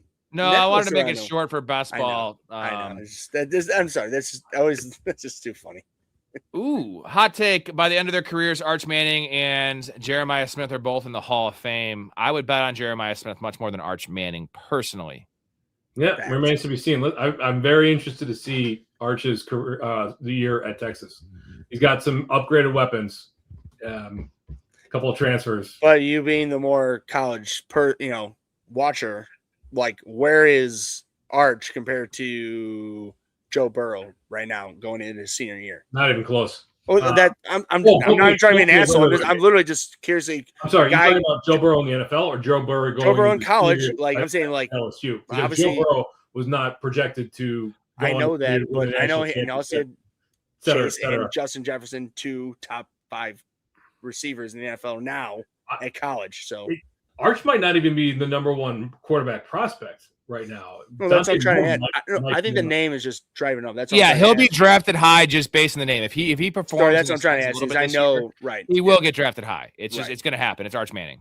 I think though, honestly, tell me if I'm wrong. I think at this point he'll be more like he may end up being like maybe a better Daniel Jones because he may have a better processing mind. I don't know. Maybe a better processing mind because he can work with his uncles to be good in the NFL, better in the NFL. I don't know. I don't know. At this point, I think Arch is just lucky because he's got the Manning name at this point. So that athleticism is pretty good. I'm not saying it's bad. Go back and watch some second half tape last year. Arch Manning definitely put it together. No, I know. I'm not saying it's bad by any means. It's just top. I heard Eagle didn't really perform the way that was expected of him last year. Now Trey Wisner transferred to Florida State, so CJ Baxter, if he could ever get back to healthy, that run game should improve. Sarkisian is a good offensive mind, but I see what you're saying, right? Like he's kind of, I shouldn't say coasting, but he's certainly thought of highly because of the Manning name. Now at the same time, there's a lot of good quarterbacks in this draft class. So did Arch Manning do enough last year to kind of shake off some of the doubts? Maybe. Like they had a very good end of the season. It would be an interesting draft season. That's honestly, that's what I'm just asking you because again, I'm not like Rob is too. Like we don't watch his college as much as you do. You're our college guru, and it's just one of those things to where, of course, I have seen games and highlights and all this and that, not as much as you, and that's why it's just one of those things where I've seen him. He doesn't remind me of a Manning of the actual quarterback play, going progressions and all those things. The athleticism is next level compared to any of them that played. But that's where maybe it might be a mix of like that Daniel Jones mix of being able to pass, but also have that running ability. We should learn our lesson, though. The NFL should learn their lesson about pedigree because Marvin Harrison's a thing. I mean, as much as I love Marvin Harrison fantasy this year, like he was drafted way higher than he should have been because of his name. Arch Manning, I feel like might even be more aggressively drafted because it's the quarterback position, right? And he has all the moxie and the makeup and the Manning name. Let's move on here. And that's the only reason I brought that up. Max, I saw an article look about at CJ's play with Tank Dell. It does change a lot, but again, I think this defense is too good for top 10. I think there's a good chance CJ Stroud could leak into the streaming conversation quicker than we think, which would be top 14, right? Yeah, no doubt he'll be on the streaming radar very quickly in the season. Where's he being drafted right now? I think he's in like quarterback 22. Yeah, he's in QB2 at this point. Like, and whoever's drafted him, he's almost quarterback 3. Dude. It was. Yeah, you're right. No. Like Storey right now in best ball, he's like if you don't draft CJ Stroud, you're at the Daniel Jones and below. You know what I mean? Bryce Young's here. Yeah, he's right. Right, exactly. So Jackson Dart, quarterback 5, a real possibility, and 4 for passing touchdown. Yeah, the reason that Jackson Dart is scary is it's not because the week, because last year he was a top 10 quarterback in almost every game he played besides that one stinker in week 16. It's the injury stuff. And I'm not as worried about that as quarterback because I can replace quarterback so easily. Drafting like an injury prone or a guy that plays like Cam Scatabo is scarier because replacing your RB2 is a nightmare. Replacing your quarterback one in a 12-team, one quarterback league is not risky at all. You're fine. Now, I play in a points per blue tent visit league. So Jackson Dart is my quarterback one in that league. Big Ray, I think all three of us are cinephiles here. We're all big movie fans and TV fans. And Story one saw the Odyssey. Yeah, what'd you think? So I told Rob that it's not nearly as bad as whoever the fuck says it's terrible. Because whoever, of course, the whole political thing. Elliot Page and the lady who plays Helen of Troy is in it for like 6 minutes. Lupita Nyong'o. Thank you. Yes. Yeah, Story saw it. Yeah, I saw it. No, I'm saying so. It's like what 6-7 minutes of like 2 hours and 45 minutes almost, or 2 hours and 40 minutes, whatever it is. I would say that it's definitely one of Christopher Nolan's top cinematography movies, and everything of like all that was top notch. The music, the sounds, all that was some of the best, if not the best I've seen. Because I went and saw it in the Batavia Theater here. And the Imagine. Did you get the Super EMX? Yes. I saw it. Illinois. That's where I saw it. Yeah. So okay, at least we saw it at the same theater. I thought it was great. My only complaint was the sound design. At times, it was difficult to hear some of the dialogue, and especially like the scene with the Cyclops and the scene after Zeus's Island or whoever island. Yeah. I know what you're talking about.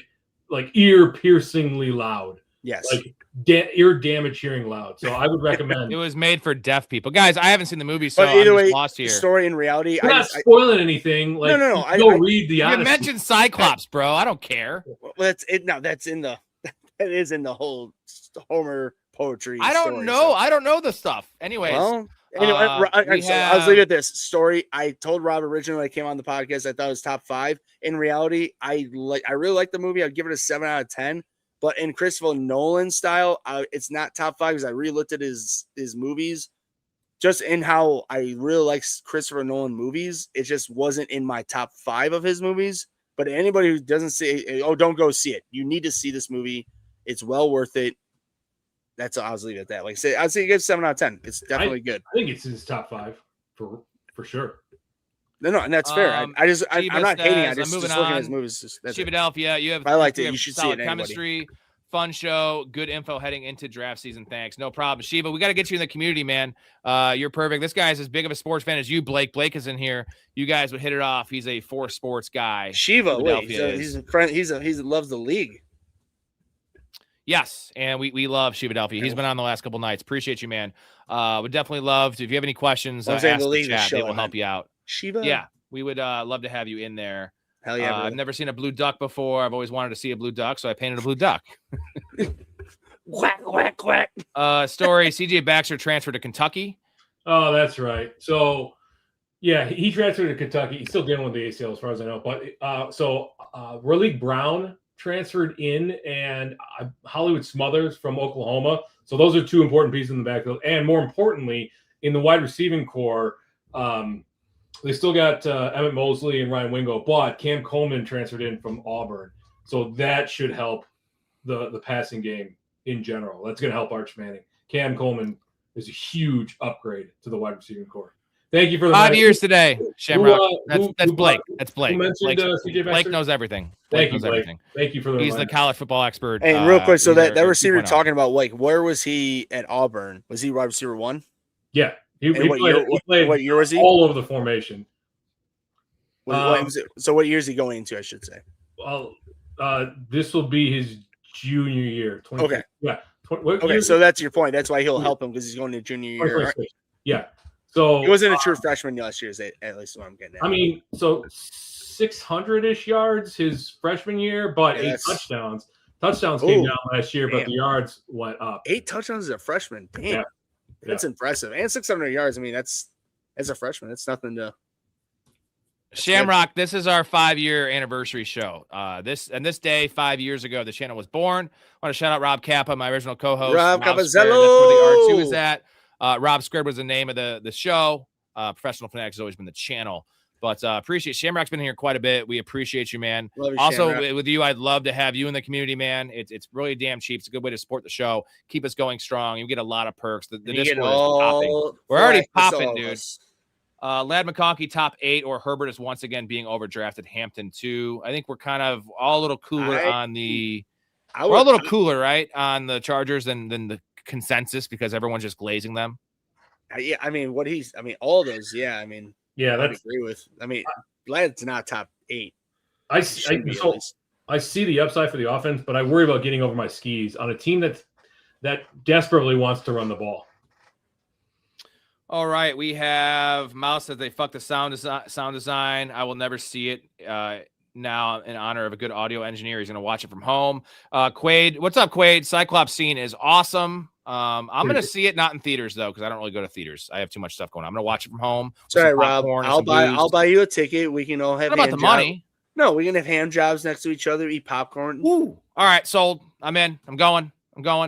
Ask Storey his opinion. Thank you, Shamrock. Ask Storey his opinion on what Kentucky can be with Will Stein and Kenny Minchie, former Notre Dame quarterback at Kentucky. Yeah, so I mean, Stein certainly does not lack confidence. You should have heard his SEC media day. He's got a long coaching career dating back to Louisville, I think, back almost 15 years ago. By now, he grades out okay. I think he graded it as a B. It's a lofty position. Kentucky doesn't have a ton of great. I guess Liam Cohen, but it's the SEC, right? He's a young dude. I think he's 35, man. He's a young coach. And then what I've seen, Kenny Minchie is getting comparisons to Brock Purdy. So this Kentucky team in general has been very hot and cold. But I'm excited for the opportunity to see what Minchie can do as a starting quarterback. He looked good in spring practices, so it's just a matter of them putting it all together. I don't know who the starting wide receiver is now at Kentucky. I'd have to look that up. I'm sorry. How dare you not bring up the hefty lefty, Jared Lorenzo, Kentucky quarterback, RIP. Honestly, I wish we have you watched Mouse says what grinds Storey's gears about Todd Monken. Before you get to that, we have a Todd Monken clip we love playing. Here's Todd. He can't masturbate. He can't make it come out. He can't go left? No, he can't go to his left. Can you go to your left? Nobody can. No one can. It's funny though. There's other things I can do lefty. I can eat lefty. I can brush my teeth lefty. There's a big difference. You need rotation. You need tempo. You need feel. Season. I think you learn a lot. In fact, you learn a heck of a lot more when things aren't going well than when it is going well. And I learned a lot. Your gears about Todd Monken's story. Is that what he means, the lefty? I think what grinds my gears more so is the Browns organization, right? So we're in a league where everybody's looking for the next McVay, the next LaFleur. These guys hire a 60-year-old first-time head coach who admittedly didn't have a great relationship with his last quarterback, and a team that interviewed nobody else for head coach. So I think the game has passed this guy by. Let's think back to the Ravens, and as a fantasy manager of Derrick Henry, it was Henry inside run, Lamar Jackson sack, or an incomplete pass and a punt. Every single series. That's what we're having to deal with. A guy that could not create a creative offense if his life depended on it. Like, he's lazy. He expected Lamar to bail his ass out every year or every play. And like, we're going to be back in this position when he gets fired for a team that's going to need minimum 2 years to rebuild. We're going to be back in this position when they're not rebuilt. And Jimmy had, and what's his name? The owner cleans house once again. That's what really grinds my gears? This Lindsay Lohan. Eh?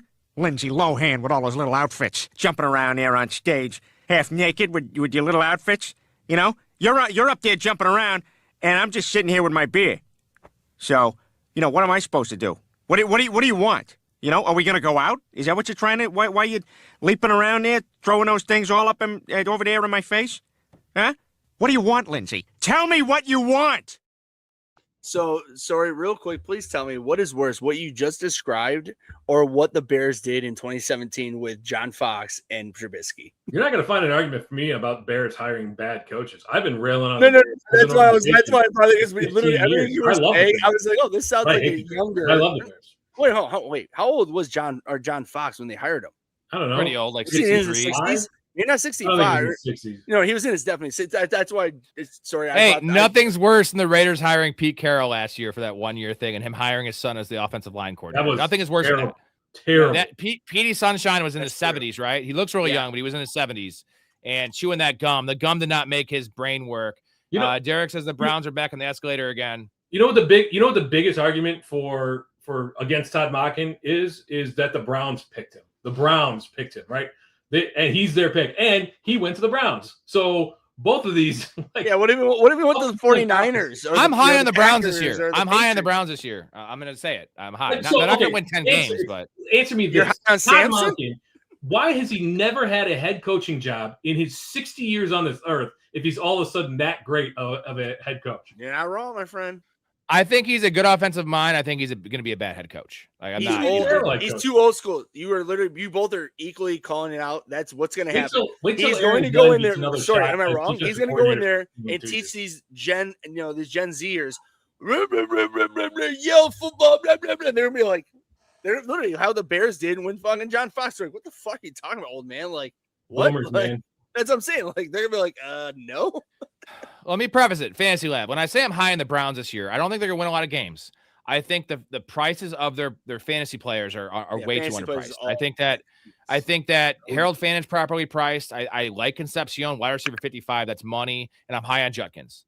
Like I'm off Denzel Boston this year. I'm not drafting him at all. And then the quarterbacks I think is a mess, but I think that they're underpriced. So that's why I'm high in the Browns. I don't think they're a good team. I think they're going to surprise people and be competitive and like 6 wins. To be fair, this team does need to rebuild. And I guess hiring Monken as a bridge coach when he's going to be out the door in 2 years kind of makes, I guess if you're, I hate to say it though, like you don't want to waste way more sense than hiring the Aaron Bears Glenn with John Fox and then they bring in a Matt Nagy. That's what the Browns are going to do. They'll bring in, you know what they're going to do? I'm going to call it right now. They'll bring in Mike McDaniel after they fire Monken in 2 years. Bring him in, and then Mike McDaniel will be in all over his head again with another terrible franchise. Mikey McD. Oh yeah, and guys. I just want to will flow well there for himself. Ray, are you still down to do one draft after this? Yeah. We're gonna start a new stream and do a draft. I need to take a little 10-minute break. I'm going to set it up. I just want to shout out to Mark. I know he's not here anymore for the $50 banger. Appreciate you, Mark. And then the biggest of all is Connor, the $100 banger from Connor. New member in the community. Thank you so much. Just hooking us up, being involved, being a great dude in the Discord, throwing cash, being in the community.